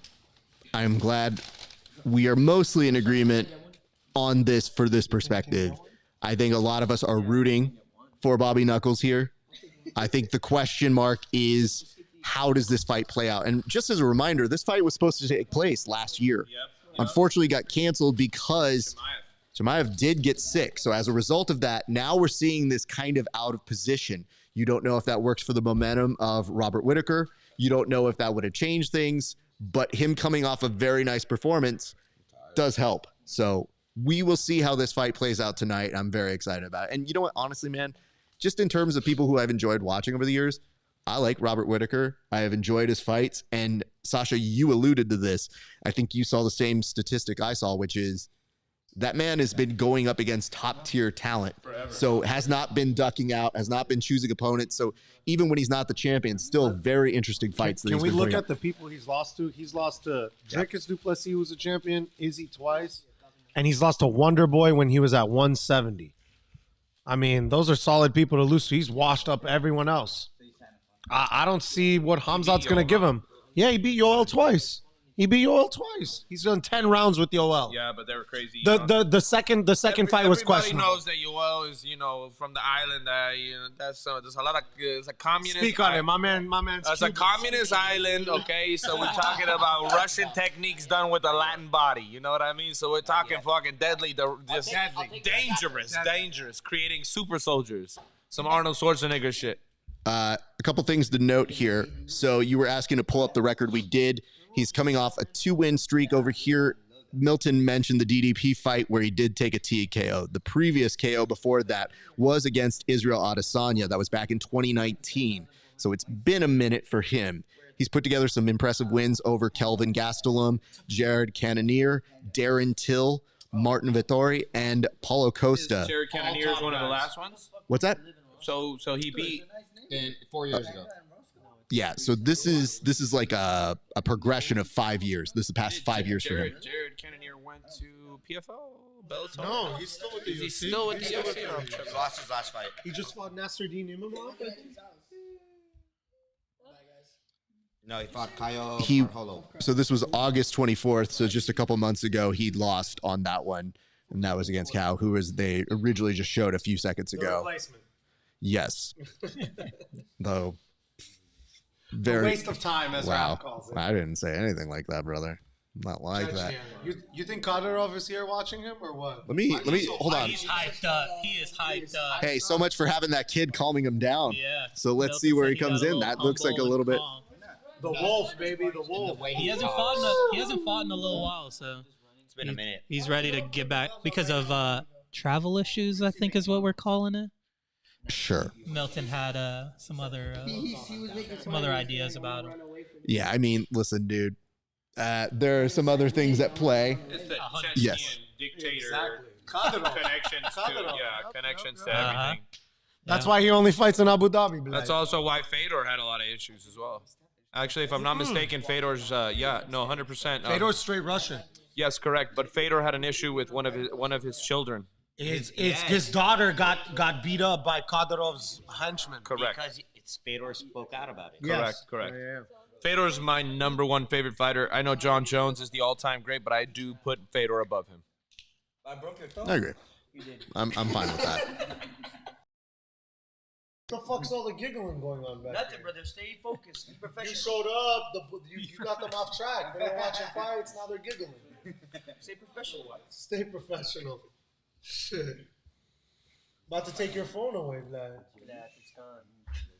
I didn't even charge it. I got home, I didn't even know where I was. What'd you do last night, Alan? I remember my first time having beers.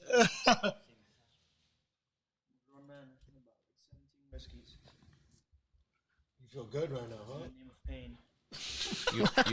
Just for the love of the game, Yo, man. yo, I respect that. why didn't you hook up with that girl? I hope you go to the gym. That's my dog. Good job. All right, we're now getting into our co-main event. You are watching here at the Grappling Hour. Thank you guys for watching along. We appreciate you. We are here at Milton Arguello's Mixed Martial Arts Academy, a wonderful place to train with all of these degenerates. You can see us every single day except for Sundays. Undefeated degenerate wrecking machine. I mean, undefeated degenerate wrecking machine indeed. I love this guy. Ooh, I love the face that Robert Whittaker. That's called. I'm gonna get mine. I'm gonna get mine. I mean, you know what the nice part is? They both walked out the way we needed them to walk out. For Milton, there was a little bit more in terms of confidence of like, all right, this dude's hyped like he used to be. And for Whittaker, looking at him, it's like, dude, he wants a fucking vengeance on Raph, this. I got a parlay Oh, God. right now, right? So I got Whittaker and then I got Max. But Okay. also we got something else on the line for this fight. What's that? Me and our boy right here, Coach Milton, we got a little Korean barbecue going for this Raph, fight. check this out. If Khamzat wins, I'm like, okay, let's go to Korean barbecue after the podcast. All the No, you boys are didn't. Here. He's like, nah, I can't do that. I didn't say nah. I can't do that. I don't. Why you can't? Bro. Stop Okay, making this okay. complicated. Stop making it. It's very simple. He's got Khamzat. I've got Rob. And there's a Korean barbecue on the line. And I said, let's Don't go complicate it. Don't complicate it. Why are you complicating it? Did I not You say said let's go after? you said let's go after, but you also said, oh, you don't have to make it the payment. What if Yeah. Whittaker wins? Then I'll pay Remember for it. when What you do told mean? me Dustin Jacoby was gonna beat Alonzo Menefield? And you know that was a fucking Nah, robbery. Menefield watched him. Come on. Oh, you're Do you- hold on, guys. That's a Saxon Janjiria lineage with Manifield. Exactly. Can I just recap something here? Come on, brother. Cheaty's boy. Just so you understand what's happening here. Milton isn't even betting against you as much as he's just betting on What do shenanigans. you think? I'm just betting for shenanigans too. What do you think? Except I'm you're betting. invested in this? You're obviously betting stupid on Oh shenanigans. my god. Milton at least was like, "Yo, I want to take my boy out for Korean barbecue," and you're making it more difficult. Thank you. We Like bet- that's legitimately. He's trying to say like, "Let me give you free Korean barbecue." Fucking reason over Raph here. is bouncing on the mama dick. It's okay. Wow, wow, what an eloquent way to put that out. We haven't heard y'all fucking day yet. Now you want to speak. Hold on. I just want to point this out. Sasha, the fact that you can't figure out this, it's redeeming because I know how much money you're losing today. Brother, I put $20 on the craziest bet I could have fucking come up with. And then I got another 25 on him and Max. So you, And a Korean, which is what, like $30 bucks? Oh no, he drinks like 82 space dust at Korean. Never mind. That's closer to like 100 for him. Not anymore. just Not by the way, alcoholics it does only. get. Oh yeah, my bad. We're sponsored by Athletic Brewing Co. right here. Thank you, Lior. There we go. That's all we've been drinking. You gotta call him a benzo now. I think you can say that on here. I think you're good. Let's Yeah, just yeah. bitch. I mean, the stream is still going. Yeah. So the fact that it hasn't been shut down, still a positive note. We'll see what happens when I get community noted later. Lior, I got Khamzat for parking tomorrow. Oh, That's wait. like triple. That's like triple Korean barbecue. No, he wants to I've get got the Robert tailgate Whittaker for parking. 1,000 push-ups from Angel Julia. Wow.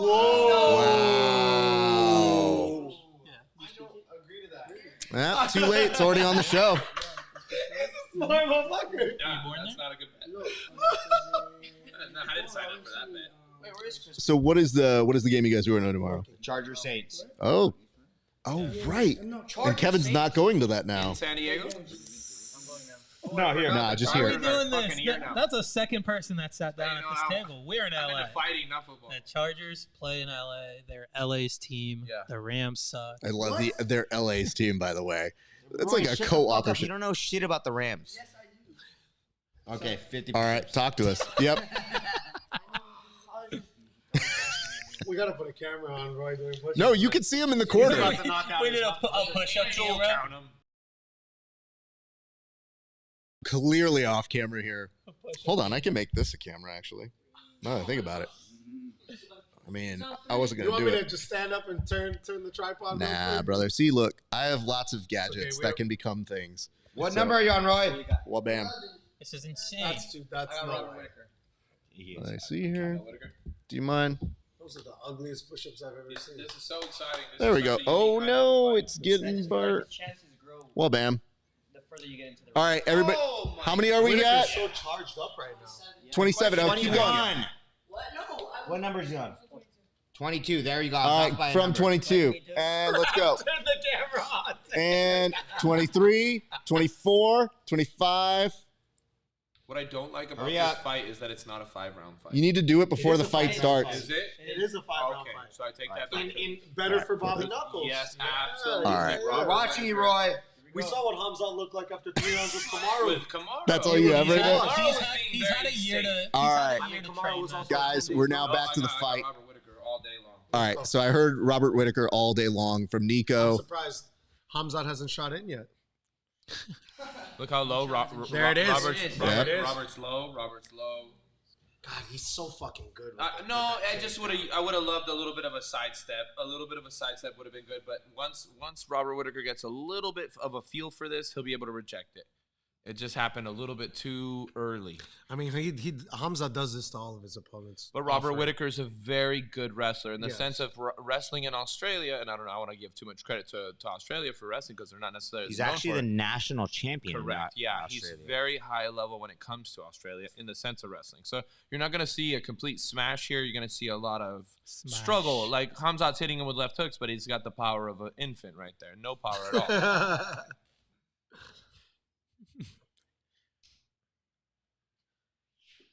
The question is, like, when this doesn't work long enough, does Khamzat get tired, and do his arms get tired? Because Robert Whittaker can strike very calmly, no matter how much blood's in his arms. It is boding well that he is not necessarily advancing. He's containing the position, so that is good. But we aren't seeing a full ton of defense just yet because he's kind of recognizing there's no threat yet. Ooh, that knee to the calf was nice. You don't want to take too many of those knees. Those knees actually do suck. They really do work very well. Yep. Looks like he's a little bit of a reaction to it, though. Tries to drag him down, has a better opening here.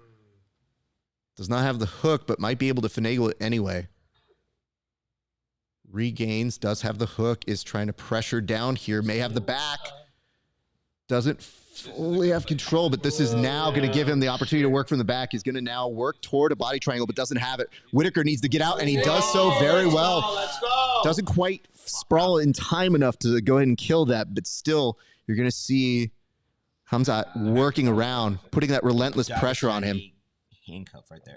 Yeah, I think it was a handcuff. And handcuff. For a Ankle second, pick. for a second, he was controlling that arm though, the Khabib style. Touchdown Ducks. Thank you. We were all concerned here. For those that were. Shout out Karma. Shout out Karma at, where is he again today? Puppy party. Puppy party. Got it. Okay. Party. Party. Oop. Nothing yet. Trying to pepper in a few shots here. There's one hook. And Nico, how did you describe these punches that are happening here? Oh, no. No, not yet. Not yet. Super light. You can't get a lot of power when you're utilizing that much wrestling. I mean, Whittaker's doing a great job of scrambling the way. yeah. He's not letting him Settle. No damage has been done whatsoever. What's up, bro? Maybe the knee to the butt's the worst thing that's happened. This is a 10-9 round, right? Definitely No 10-8. Yeah, not a 10-8. Yeah. I wouldn't give it a 10-8. I'd give it a 10-9. A lot of control. He's shoving that elbow in the back of the head. That's cool. Nothing too crazy. Whittaker's. Damage in the last minute, though. Well, when look you at. consider it. Oh, he does tap very quickly off of that. Wow. What do you mean, what? He tapped that. Bro, you.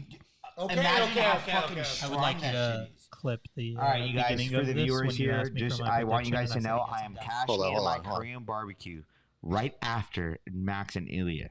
All right, that was my bet with Sasha. He doesn't want to go to Korean barbecue day. I was gonna let him off the hook, but he wants to be a little bitch. So we're cashing that shit in today. Wow, it's like a Money in the Bank. My man just literally came in. And was Motherfucker, like, you wanted to go play COD till fucking for the next 7 hours. Play Fortnite. Wow. I didn't even see it. This card is dog shit. I'm out. That choke I felt wasn't necessarily. It wasn't a choke because it was against the jaw. Are you good over here or what? I'm gonna come back to what Coach Nico was saying. Sometimes it doesn't need to be all the way on if you have the right force. It seemed like there was a lot of crank on the neck. Yeah. Watch, let's take a look at this one more time. Didn't look like a good choke. It's on the face, right? Oh my Yeah. god. He was quick. Bro, Yeah. dude, I can't imagine the fucking strength of that Force. squeeze. Bro, sometimes I don't get a clear That might clean be- I rear don't naked. I'm know. not saying I'm strong as Chimaev, but that shit sucks. I'm not arguing, bro. It I think we fucking need- sucks to see him tap that. I think we need Milton to put Sasha in that and see how I quick think- he. No. I've been in that scenario so many times, Leo. No, but without your neck. I want to see it. On the jaw. So, One thing brother, that do you forget how you used to torture me? No, I don't. I did actually. I did. It's been So- 6 years. hold on. Let me bring this up very quickly. One thing to consider is somebody who taps quickly like that. I do wonder if his neck was fucked up. So something like that at the right time, right place. You don't know the injuries that Robert might have been through. You don't think that's an actual thing? I'm not. That didn't look normal. It didn't look I've fun. been choked, and I'm a warrior, and I wouldn't have tapped that fast. I would have gave him my neck. I would have let it slip under. I would have went up to alleviate pressure. He, no doubt in my mind, would have went under the throat and finished it correctly. I think in due time, yes. But something where it's not even fully locked on, to Milton's point, it definitely had a lot of pressure on it. What's happening here? Are you living through your not winning? No, hold on. I want to come over to Sasha. I'm hungry. That's what He's getting hangry. I'm very hangry. I'm very hangry. He wants. Did you eat anything other than those fries that we did get you on camera eating? All I've eaten is a 32-ounce fucking Pacifico, and I'm working on the other Modelo right now. I'm gonna drown my sorrows today. It's okay. What did you learn? Oh yeah, Parlay 2 is out the window now. Oh Yeah. Way to, I hold on. actually just sent the money for both parlays.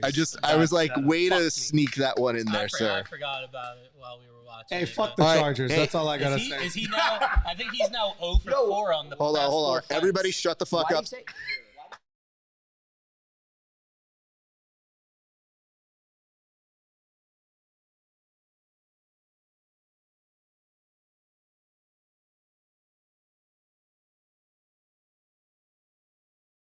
So just so you guys understand, I'm trying to play this fight post interview, but everybody's being super loud. So give us a second on this.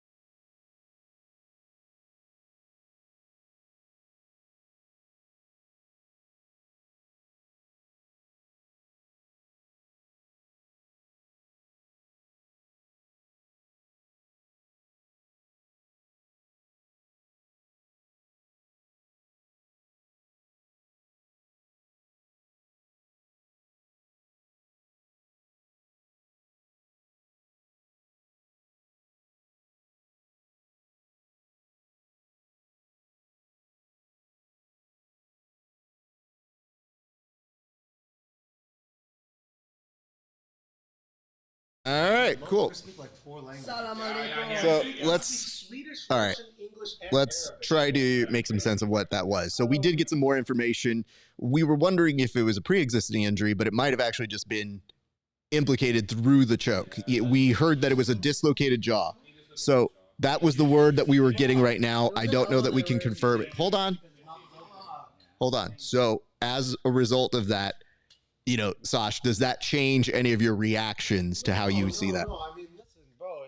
If Whittaker's tapping, it's legitimate. If What you get a rear naked I choke never- and a yeah. forearms on the jaw, you need to bite down on your mouthpiece harder than you ever fucking have in your life. If you leave your jaw open and you're trying to like survive because there's a choke, that jaw is gonna get pulled apart.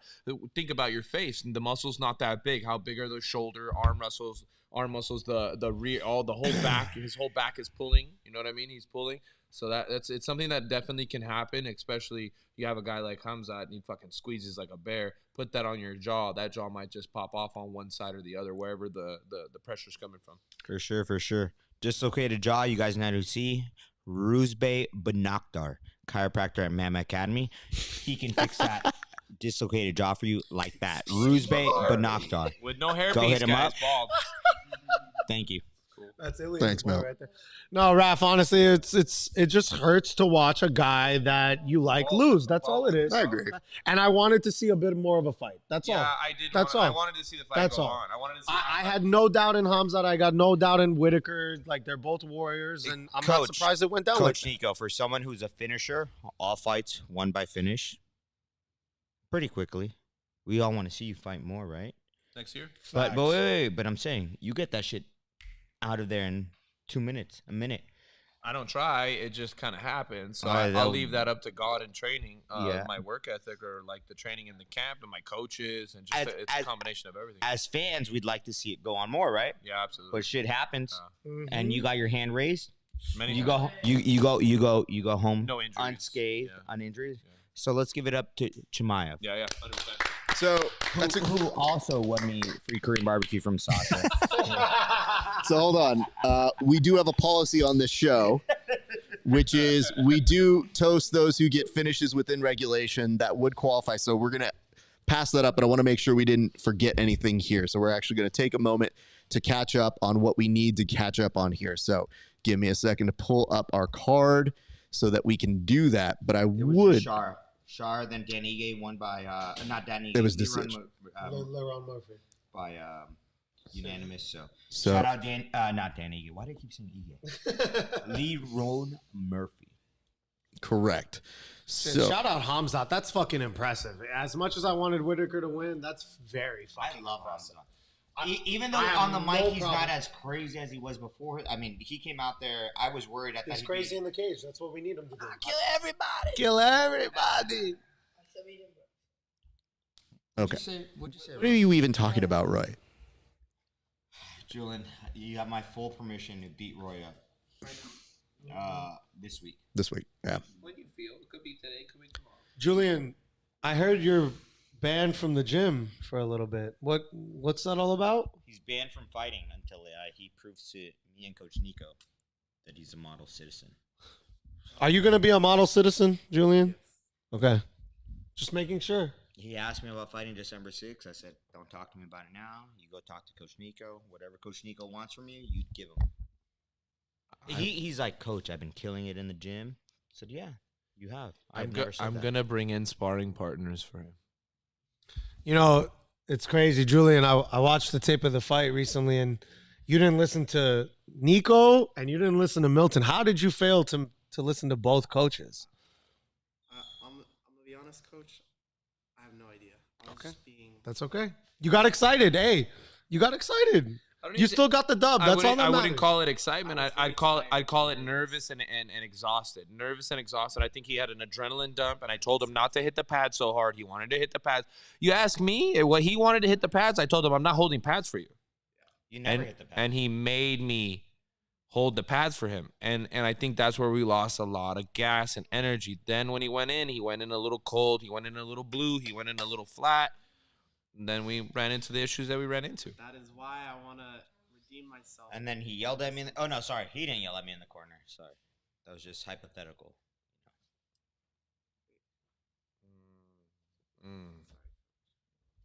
I've never yelled at Coach Milton, just for the. I'm definitely excited to spar with Julian. Mm-hmm, me too. Yeah. I'll just say this. Because when I do what I do, it's going to be because of the yelling. I've trained Nico helped him train for many fights. I'm his main sparring partner. Everyone's scared to fight him, spar with him. Nico's never yelled at me. Do I make it ugly? Do I make him hate it? True. Yeah. I walk forward. My guards are up. I'm getting beat up. But he's like, no one walks forward. But he's never yelled at me. And he understands why I'm doing that, because maybe one day someone will put that pressure, put that pace on him, make him work. Nico's never yelled at me for it. It sucks, right, Coach? It's horrible because you know exactly the type of push that I need, that I feel uncomfortable with, because you have so much experience. So you know how confident, comfortable that I am in the heat. So you do a lot of extra stuff to just make it that much harder. I know you want that knee. You even said it before. You're like, you're not giving me that knee. I'm like, of course not. I know you want that knee. I'm gonna walk you down. I'm gonna get beat up. Like I come home with fucking lumps on my head. But did I push you that day? 1,000%. And have you ever yelled at me? Never would, never will. Again, hypothetical situation. Julian would never do that. So hold on, let me ask a larger question. We have big fights coming up in 2025, and I guarantee ain't nobody getting yelled at. And the only yelling that's gonna happen is after I knock somebody out or I put somebody to sleep with a choke. So the question I have for the larger group here is: has anybody here ever yelled at a coach? Have you yelled at me? Fuck no. Have you, Lior? No. Raph, have you yelled at me? Fuck Never no. What about you, Roy? Have you yelled at me? What about you, X? Rihanna? What about you, Alan? I don't train. Just here for the ha-has. You train, brother. Angel, have you yelled at me? Never, coach. Have you talked back to me? Never. Or, Nah. never in the way where like I didn't like really mean. I just said like, oh, sorry, coach. That's true. I'll give you that. Yeah. What about you, Julian? Have you yelled at a coach? Not Milton specifically, but just a coach. Have you ever yelled at a coach? Hypothetically, I might have, on not in an intentional way, but maybe because I was like nervous or something. Say it with your chest, Julian. I don't. I would just like to say, I think the collective history of everybody at this table has not yelled at a coach once. So I think to keep that law of averages down, it is important to make sure that you keep that as low as possible. So that way, that's never something that would be hypothetically attached to your name. By the way, you guys, I love Julian. I love him like my own son. Everyone here calls him my son. Him and Angel. But sometimes you got to be tough on your son. Hey, shout out to Angel. I think that now, as he's taken the training a little bit more serious, he's on a 2-fight knockout spree. So we should discuss. I know Milton kind of threw those in, but we should give some acknowledgement. So here's what we're going to do. We're going to do toasts. We're walking out with Max. So before we get out to that, hold on. We'll do toasts. Earlier in the evening, Magomed got a finish. So by law, we are required. Yes. Yep. We are required to do a toast for that. Gentlemen, Sasha, you're going to take that one. Double back fists. Do I have to say something? Just yes.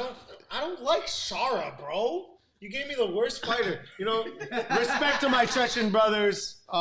Enjoy training in the mountains. It doesn't matter if you don't like them, but you can appreciate what they did and accomplish. What did he do? What did he do? I don't need a lecture. Yes, you do, because you're not doing it right. He got a stunning knockout. Okay, what did he do? What did he do? Inside leg kicks.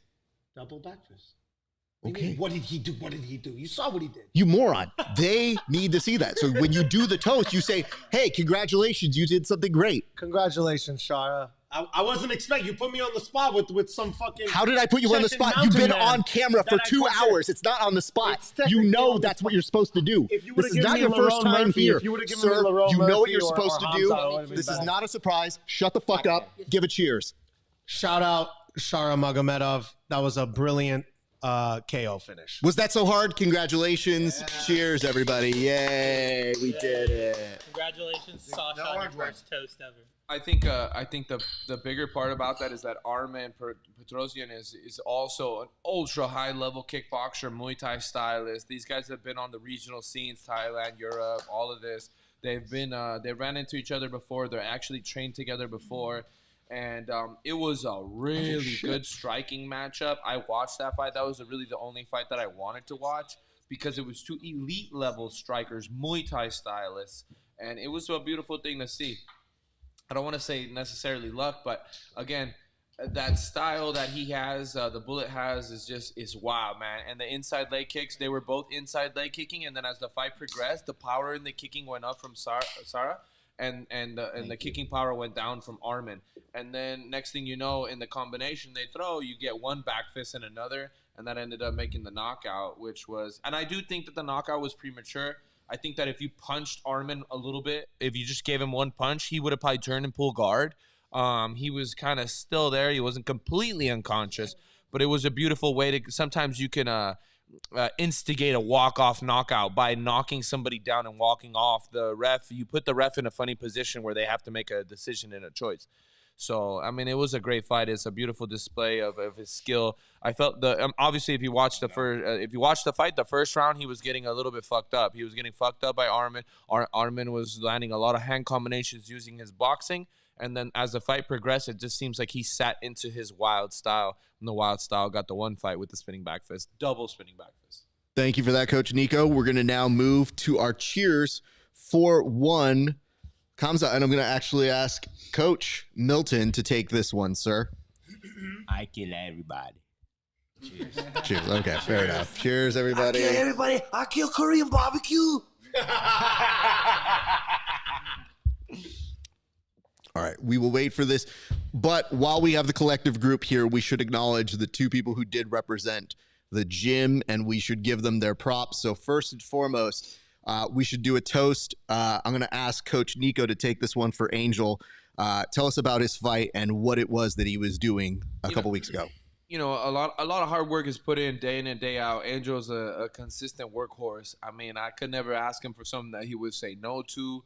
The kid's a gentleman. The kid, you know, he does what has to be done.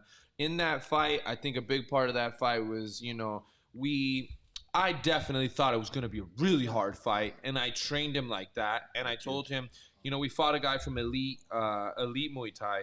It's Rami Ibrahim lineage.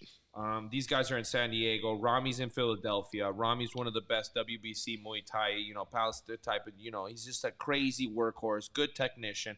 I think that's the cousin that owns the gym to the elite. He's a technician as well. They're mirror images of each other. And we fought a great gym. We fought a gym that the lineage ties to pro WBC titles. So with that being said, I thought the kid was going to be a super Muay Thai stylist, and I had pre-warned, you know, Angel of what we should watch out for and what we should do. At the end of the day, Angel's blessed with two things, hands and heart. And those two things won him the fight. So the trick now and the goal moving forward is to get him to be able to be a little bit more flexible with his kicking and his kneeing and his clinch game, and then utilizing his hands. His hands are his strong suit, and the clinch is something that we got to kind of work on the kicks. And he's got great kicks. He head kicked the kid. He beat the kid quick. He spooked the kid. So the kid wasn't ready for the maturity and the aggression that Angel brought to the table. When I was hyping Angel up, and the kid was just getting colder and colder and colder. If you watch the walkout, Angel walks out with dead killer eyes, and the kid walks out like a bunny waiting to get just fucking fed to the coyotes. So that was a big factor. I think once Angel found out that he just had more dog in the fight, it was an easy fight. He spooked the kid when he released the dog. The kid said, fuck that, and he quit on the stool. I don't want to say he quit on the stool, but he felt so uncomfortable and unconfident that he didn't want to come out in the second round.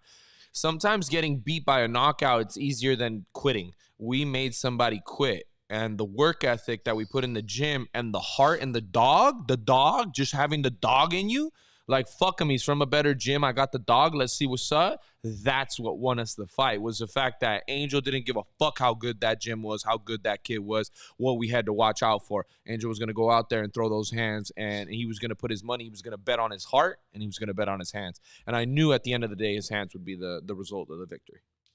That. Congratulations, Angel. Good work, sir. Thank you for representing the gym. We appreciate you, kid. So many more victories via hands and heart. Yes, sir. All right. To my knowledge, I think that was all who fought. So we'll come back and we'll do the other one after this fight. But for right now, we're going to switch back to everybody who is watching on Twitter. By the way, thank you so much for tuning in. Appreciate you guys. It is always interesting to see which one does the best, but right now we have the most people watching on Twitter. So shout out you guys. Appreciate y'all. It's very nice of you guys. And you are showing up in facets because you want to see a good main event, and so do we. So we'll ask, is everybody going in their hearts for Holloway, but with their pocketbook for Ilia? Group, I'll start with you. I have a $50 bet with Crispy that Holloway beats. I would also God bless. come out- For God's sakes, the man just beat Justin Gaethje. We're talking about him fighting somebody 5'7". It's just that it doesn't make sense. If Max is a complete idiot today and doesn't utilize his footwork, almost 3-1. Yeah. It's crazy. Let's go over to Sasha. Sasha, who do you have on this? I got Max Holloway, coach. Okay, so there is 2 votes, 3 votes, Max Holloway. Sir? Just quick. I know we're picking on Julian a little bit. That's just because we are hard on him. Julian, I am proud of you. Don't worry. You're going to hear it no matter what for the next 3 months, but we are all proud of you. You did great. And I am going to go with, this is hard. Go with your heart, coach. I'm going to go with Max. I'm going with my heart. He doesn't have a heart. Ilia, I don't know what the fuck you were looking for there, sir. Ilia looks really good. Ilia looks in great shape. This is probably the best shape I've ever seen Ilia. This is the best. This is the best shape. I was at the Volkanovski fight in person, and he didn't look like this. He looks really right. I have to. Speaking of that, Max left head kick. Wait. Raph, who do you have? I have to go for Ilia. Okay. Lior, who do you have? Max. What was that? Max. Okay. With my chest. Max. Max. And Holloway. the reason why this is so hard is, I mean, clearly I love Max. It's just I've had such a hard time this entire week as I was going through it to justify it. It fucking sucks. Do me a favor, turn that on and off again, please. Thank you. It has been a struggle, but I have to say, I actually like Ilia as a champ for the UFC. I thought he's been representing them very well. He fits the part. Yeah.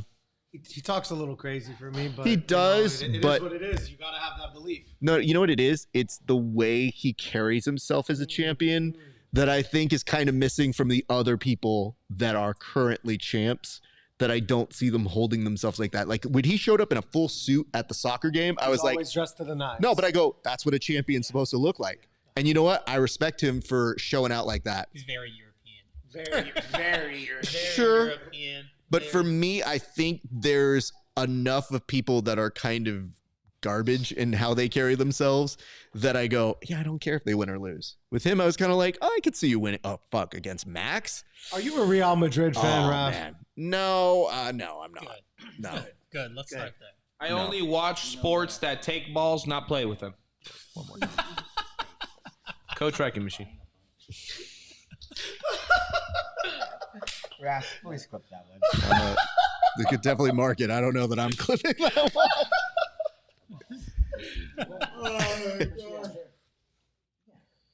Oh, shit. What's that? It's dead? Ooh. Okay. Good to know. We'll work around it. It was troublesome. I think the battery probably just killed that on it.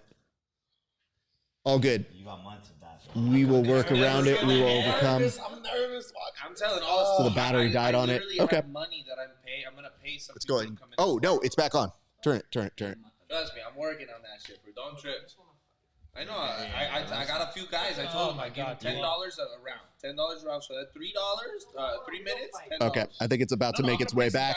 All right. If you guys are just tuning in, thank you guys so much for watching. This is the Grappling Hour. We are currently about to watch Ilia Max go to work in the UFC 3. Right now, Eagles fighting on IFS December 6th. Him and I. We are about to see how this plays out. A lot of people have been excited about it. I know you're excited about it. We're going to get to watching it in 3, 2, 1. This is taking place in Saudi Arabia, and now we see the event everybody's wanted to see, but maybe somewhere in their hearts kind of scared to see. So wishing the best. Oh, he's already pointing to the ground. He said he will. No, Max says my part of the ground. Wow. That is what happens when you tell someone you're going to do something. They go, I've already got something built in. We love it. Come on, Max. I mean, Don't fall for his tricks. let's put it this Play your way. game. It is something he promised him he was going to do, and he had some He's sort of so response for good that. at backing everyone up against the cage, and that's where he gets his knockouts. Mm. But Max, it circles off. A nice hush comes into this. I already called it. In my head, I called it. My trusty life says, I need the play-by-play. We'll give you what we can here, sir. It says, let's go, Max. Boys making noise. Got it. I hear that. So for right now, you're seeing Milton was pointing out, just so you understand, he was starting to try and pressure Max. Max moving away. So, yeah, but it has to be perfect for fucking Ilia. Yeah, it does have to be perfect on that. Look, he's so close to the cage. That's what I'm scared of. Dude, it's so nerve-wracking. Max throwing in a kick. Ilia reading. He figured the space out. Holloway just figured the space out with that. You saw him miss? Yeah, he missed He too much. He missed too much. Hard. He understands the miss. Yep. Goes in for a takedown. Has Max up against the cage. Does get the takedown. Max going up against the cage, trying to build his base back up. But Ilia holding him here for a few seconds. So we'll see how this plays. Max taking his Looks to take the back, but he's probably not going to get it. Goes for a trip. Does keep Max very pressured against the cage. Got an overhook on the right hand.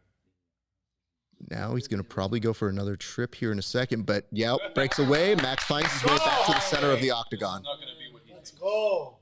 Holloway's not like that. Yeah, that good left Low hook. kick here for That Topuria. was like a lean back liver kick. Oh. That footing you got to heat. That was like a slip up right there. So now we're in a space where both gentlemen, 2:53 left in this first round. He's spamming that overhand, coach. Yep. The more he does it, the better. Mm-hmm. Yeah, he's been low kicked by Gage. The low kick's the best thing he's had.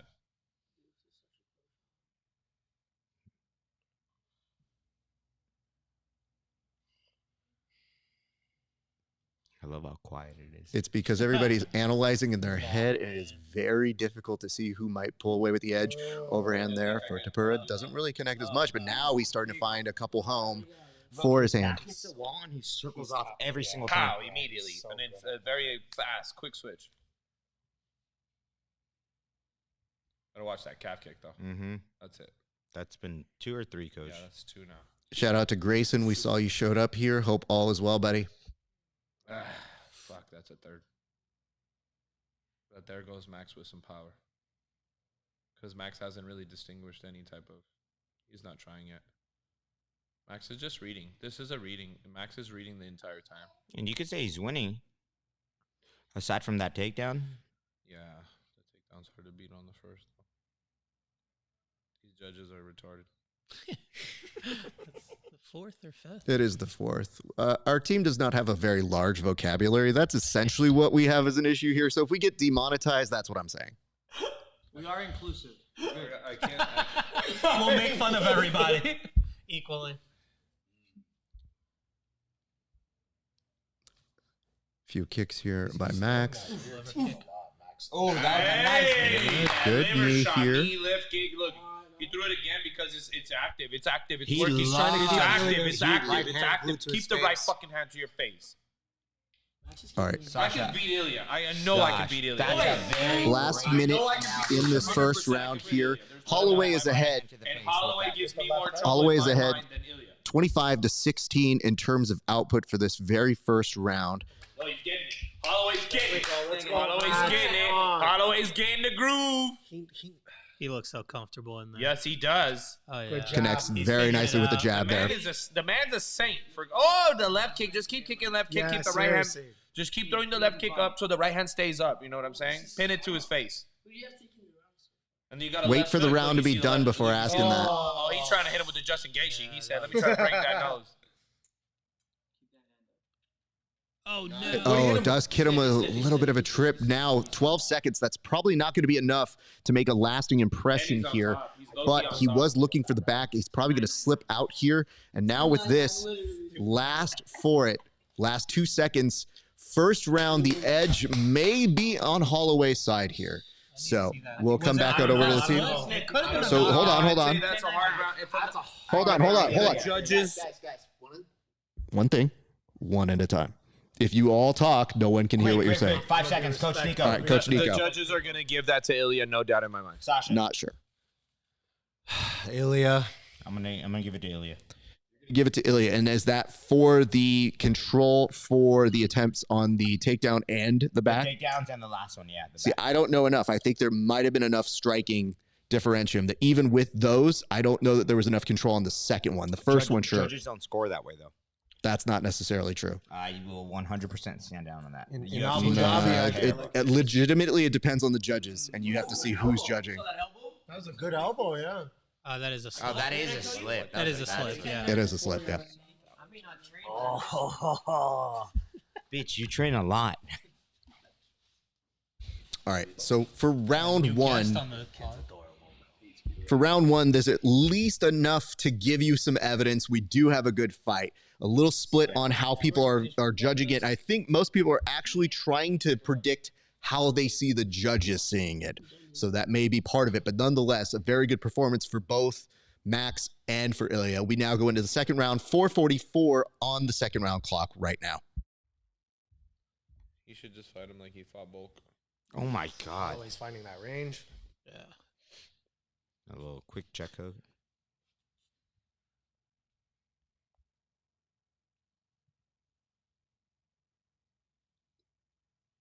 I see we have a new person joining our crew here. Nico, who is joining us right now? This is Alistair. This is Alistair, a future champ, I am assuming here, sir. Alistair, the Wrecking Machine Ruiz. He's taken after Dad's name. I mean, stardom young, definitely learning very quickly. He watches a lot of fights, and he's in the gym weekly. Very much so. Welcome addition. He is. And by the way, congratulations, Coach Nico, for that. You and Bree, very excited for the two of you guys. That is great to see. Thank you so much. I really do appreciate it. Right. If anybody that has kids, they know that that's a championship fight 24/7. For real. What did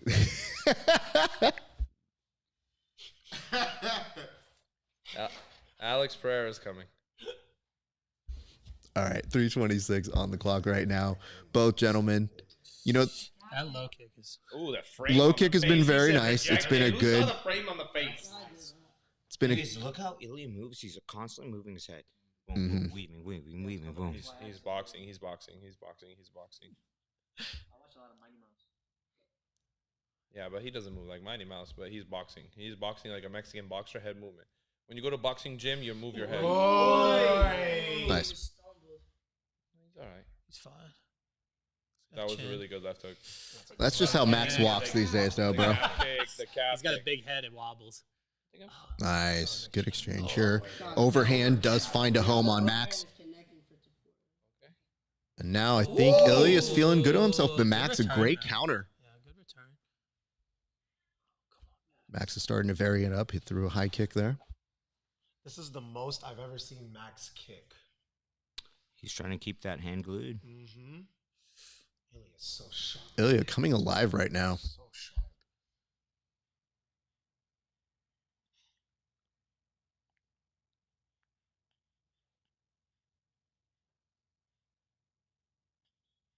Right now Isn't leading on the points. Max is up So in on terms of everything. strikes, it's 20 to 20 or 40 to 27 on head strikes, and the rest is a little negligible. But I think that is a good indication that Holloway has been putting out good work here. The question is, Right hand.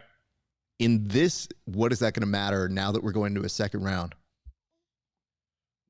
The tough spot is that you always have to take it from a champion. So when judges judge Correct. fights, you have to take it from a champ. That's been the the consensus for the last 100 years. They don't get the numbers either, so.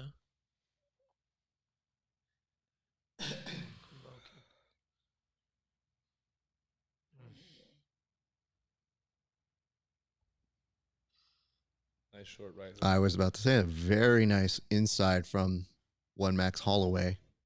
Oh, Max connecting there. Max doing an excellent job here. But it definitely got an instant He's good, response he's good, but he's not out of that Ilia. good. He's not that good. Trust me, he's not that He's good. very stiff. Ilia? Yeah, he's stiff and powerful. I just feel like it's a base. There's a base. He's fighting strongly out of a base of a Mexican style boxing base. He's got a good 1-2. He's got a 1-2-3. That's what you were. That's what you were teaching me, coach. That base and that power and strong power style, forward jab. Hey, there he is. Our boy Kafir. So we do have a few comments we'll get to and we'll address that I did not see until right now, but we will do it in the in-between. So in 30 seconds, we'll address a few of the comments that we did get here. But look at this, 43% striking, 50 out of 115 for Topuria, and then for 68 out of 192 for Holloway. So even though you're seeing a lot of output by Holloway, the percentage is a little bit closer for Ilia. That's hard because I'm scoring this round for Max now. I got this. After I said the first round I for think Ilia. it's 2-0. I hope so. It would be nice. I hope I'm wrong. First round, Matt. I think it's 1-1. All right, everybody, hold on. Take it at a time. Go for it. Okay, so here's what we're going to do. We do have some questions to get through. I did see some people who put some notes in our comment section. The first, Jesse, and it says, who is winning right now in prediction for the main event? So that was a little bit earlier, and unfortunately in that one, we did see our good friend Bobby Knuckles take an L, so that one did hurt a little bit to see. I did see the light-skinned daddy himself says, don't ever disrespect the Khamzat. I mean, I mean, Sasha was disrespecting him. Whoa. Wow. Was trying to take away from his win, saying Bobby might have had a pre-injury. You know what's great is that you're on mute and you don't know it. But anyway, I'm going to come back here and tell you guys. The best part of this is I can tell you this. Definitely looked great in that fight. So there's no questioning about it. You don't have to worry too much about protecting him. Captain Savaho. We'll now come back to looking at the next one, which is Jordan, just LMFAO. And it says, this one's from here, and we should discuss this one. This one says, truth, don't lie. And it says, screw Khamzat, he is on the roids. All right, we now come back. This is round number 3 for those of you who are watching along with us. And I'll come back to this note here in just a second. But I did see a note that said a few different things. And I think this came from that. See, look, I got a fine eye. So from this. He's got a big issue with his rib. It's his rib sticking out. If you look at the right hand, look at the rib. The rib's Yo, he's attacking it. He's attacking. You're right. These are the things you gotta just calculate, because that might be a broken rib right there. So who, Coach Nico, has the alleged broken rib here? Holloway's right, underneath the right elbow rib, it's just sticking out. It looks very pronounced, and I didn't see that before the fight. Yeah, but we do definitely see it a lot more pronounced right now. You see the, yes. Take that into consideration. I mean, Holloway's a beast. I don't know if he's just on adrenaline and he's stomping the knee now. Now he's also, if he's hurt, he might stomp the knee like that. I've never seen just a little bit more under duress, so having to kind of amp up what he's going to do. He wants to injure to re-injure type thing. You know what I mean? It's like, I got injured, let me injure you. Oh shit! Holloway, get out of there! Get out of there! He missed a lot of those shots.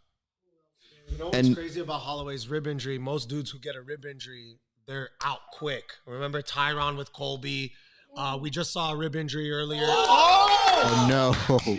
I think that's going to be enough to get the finish here. And I will tell you this, as one of the few people who was saying Ilia was going to come through, this is the unfortunateness of the game. You're now seeing Max probably able to relax a little bit and understand that rib injury is very real, and I think he now takes a minute for it. But Topuria does look amazing in this fight.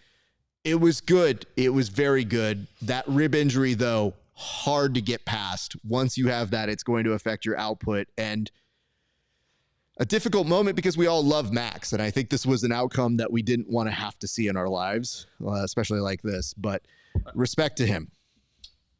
My mic back on? Your mic is back on. Just to say that I believe that Sasha is now 0 for 5 on his bets. Thank you. I am absolutely 0 for 5. Literally, every favorite won the fight. Can I point this out? The fact that you had the wherewithal now to ask me, is my mic on? Yo, turn my mic up. And then you spit that is well worth my time. Milton and I are best friends because we are so good at shit talking other people. Interesting. I think. Okay. Coach, can we mute our mic so we can hear the? We are about to do that, so they have to, I guess, reclaim Ilia Topuria back into the cage. Max just feeling it. I mean, he's obviously disappointed, but it is rough. I think Dana's trying to check in on him right now to see how he's there, but you definitely see. Guys, keep an eye on that rib. Trust me. You do see that quado coming out of his rib there, and the two participants go up to each other. They are exchanging words, and you're seeing Max very, very quietly take it all in from Ilia, who now Max brings his hand up. The two talk, and they're about to do the decision here in a second. But I would tell you this. I do take this as a very nice compliment, but it's as the best grappling channel on this damn website. Very nice of you to say. We appreciate it. We try to do it all.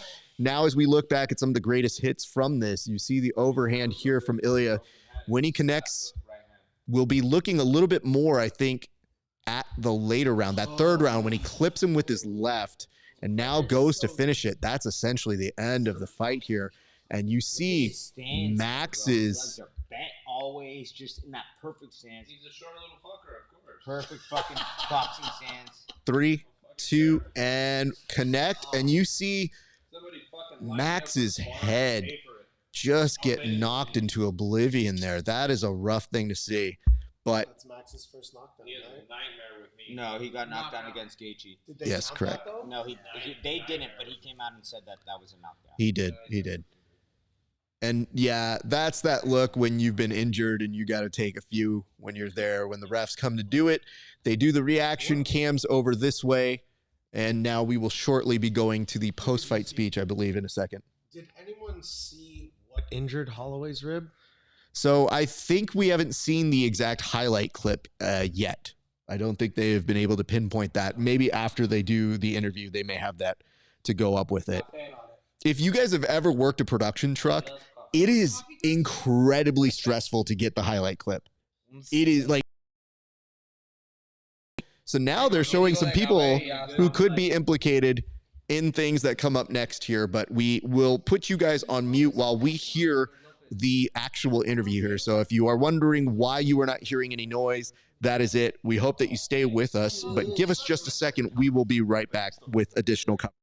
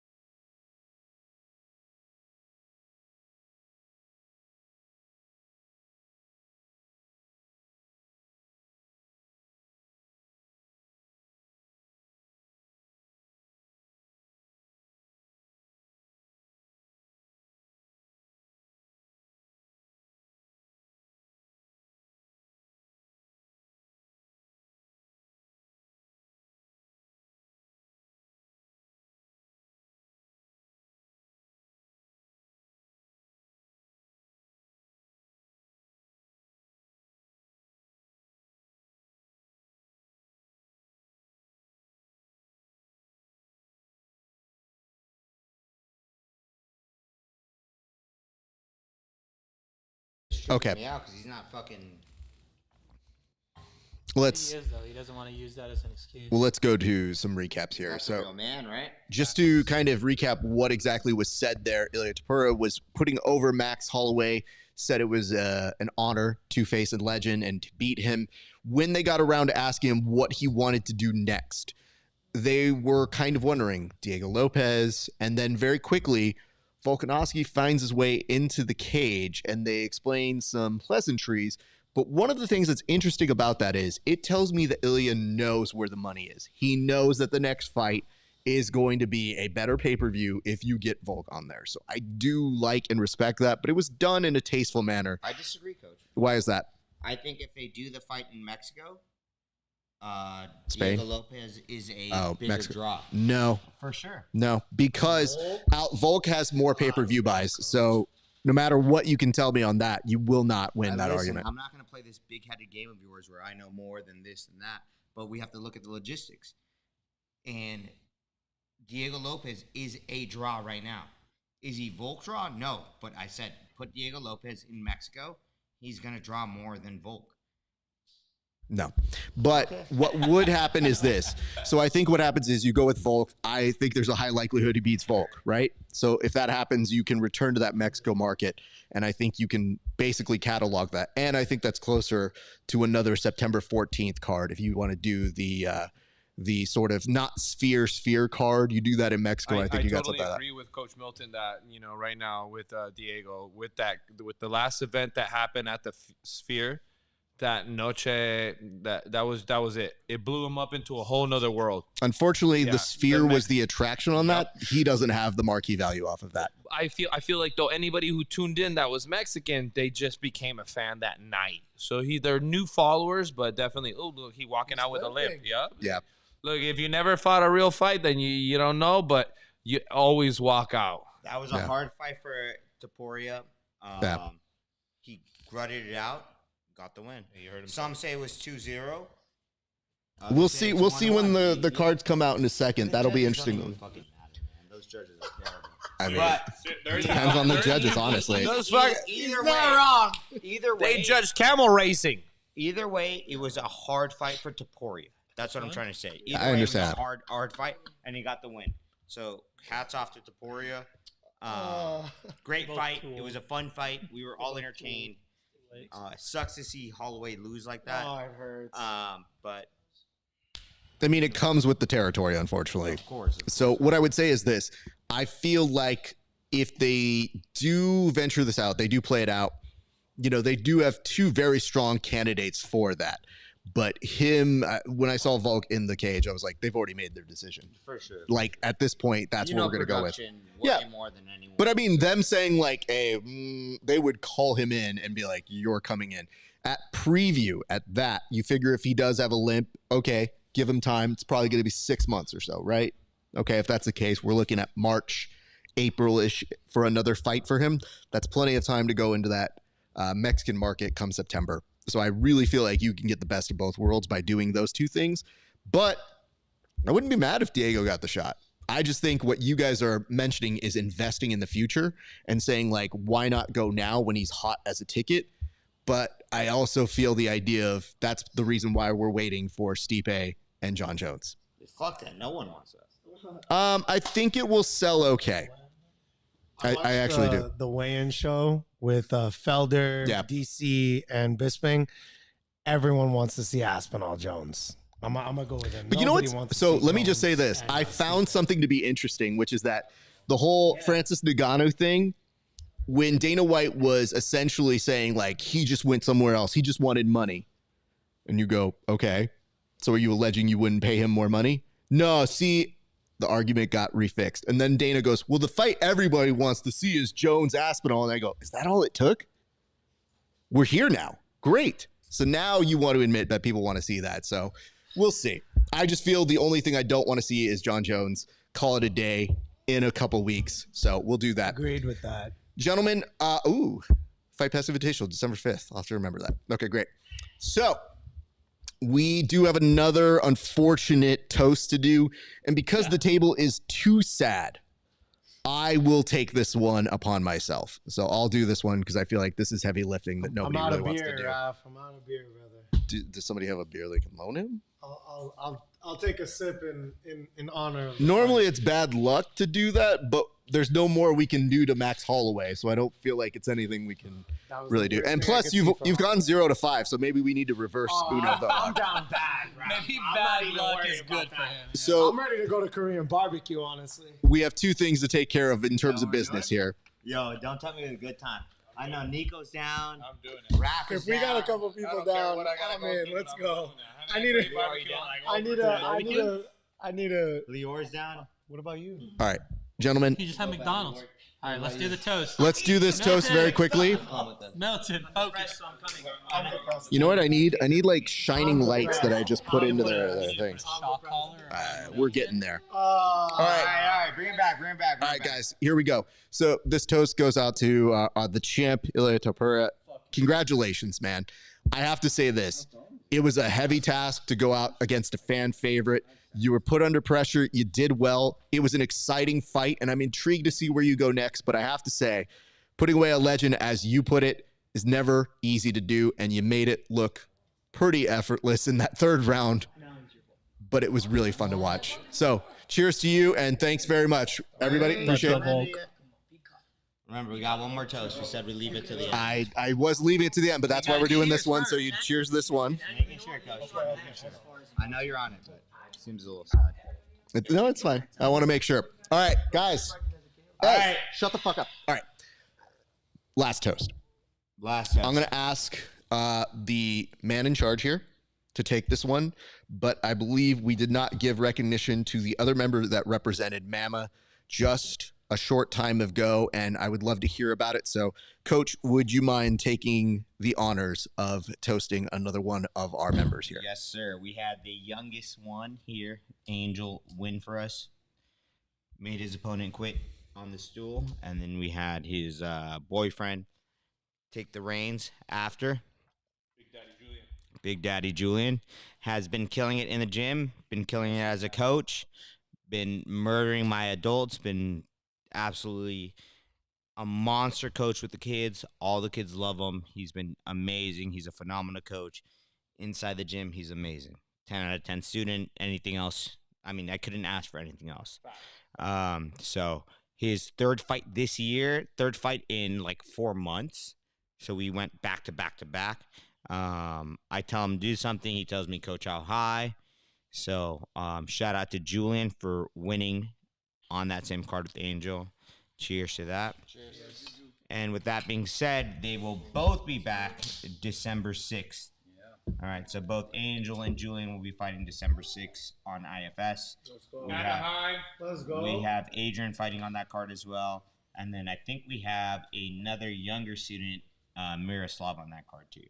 So hopefully we can get a couple more of my fighters. Hopefully we can get Sasha to find his balls again and do another competition. But you know, Sasha's old; he's retired. I'll so give $100 anyone who can find Sasha's balls. Adding a mark for that one. Tracking machine, $100. all right, cheers to that. Thank you, Coach Good Rapp. mama, Thank baby. you, the Grappling Hour. Thank you for him always hosting us. These are always our favorite events. You know, we go home, we'll watch the fights at home in our living rooms. They're awesome times, but it's always a better time sitting next to Coach Raff. We love these. We've just been busy. Otherwise, we'd be doing these more often. But, yeah, thank you, Grappling Hour. Thank you, Coach Raff. Please subscribe on Patreon. Please just hit a follow or a like on YouTube or Instagram. Easy. Costs no money. And he has a free Patreon follow. So follow that, too. That costs you no money. Fuck the Salem Red Sox, and that's all I have to say. So no, who's saying oh no to that? No, we're good here. Yeah, good shout out. We're good. Yeah. So let me go ahead and back clean up here. Our thanks to everybody who was watching in. I know a lot of you still on Twitter. Thank you so much for that. That's wonderful to see. I just want to say this very quickly. You know, we have an incredible team here. How are you on mute and still being able to be heard? It's an incredible ability. No, I understand that. Yeah, we're probably getting caught on another microphone. No. You're getting caught on the main host microphone. So thank you guys so much for tuning in. A few quick reminders. We will be out in Vegas November 2nd through the 9th. So we'll be out there for the next season of the PGF. Yours truly will be hosting the pre and the post show elements for that. I'll be doing my best. Karen, Brian, shout out KB. We love you so much. I hope you're doing well. But super stoked for that. We're going to be able to bring you some of the best action. 20 athletes. What's that? Brother, no, we love her. No, she's the shit. I love her. I know she's a shit. Thank you. That's very sweet. What I can say to you is this. At the PGF, they will be giving out $100,000 to the winning team. And for an extra few bucks, 8-man tournaments that all takes place November 3rd through November 8th. So be out there. And I'm very excited that I'm unfortunately missing John Fitch coming out here at the gym. That's going to be unfortunate. I'm going to miss that. But much love and respect to John Fitch. We're excited to see you come to the gym. And then stay tuned to see if we'll be back here maybe in December. We don't quite know yet. But if the opportunity does make itself available, I know there's a fight week that is also on the December 14th. That next Saturday, we'll see who's on that card. But if this is the last time we are here for this year, just know in 2025, we will be back for more shenanigans. So we appreciate you guys. Thank you so much for tuning in. It has been a great day for grappling. We'll see you back on the mats.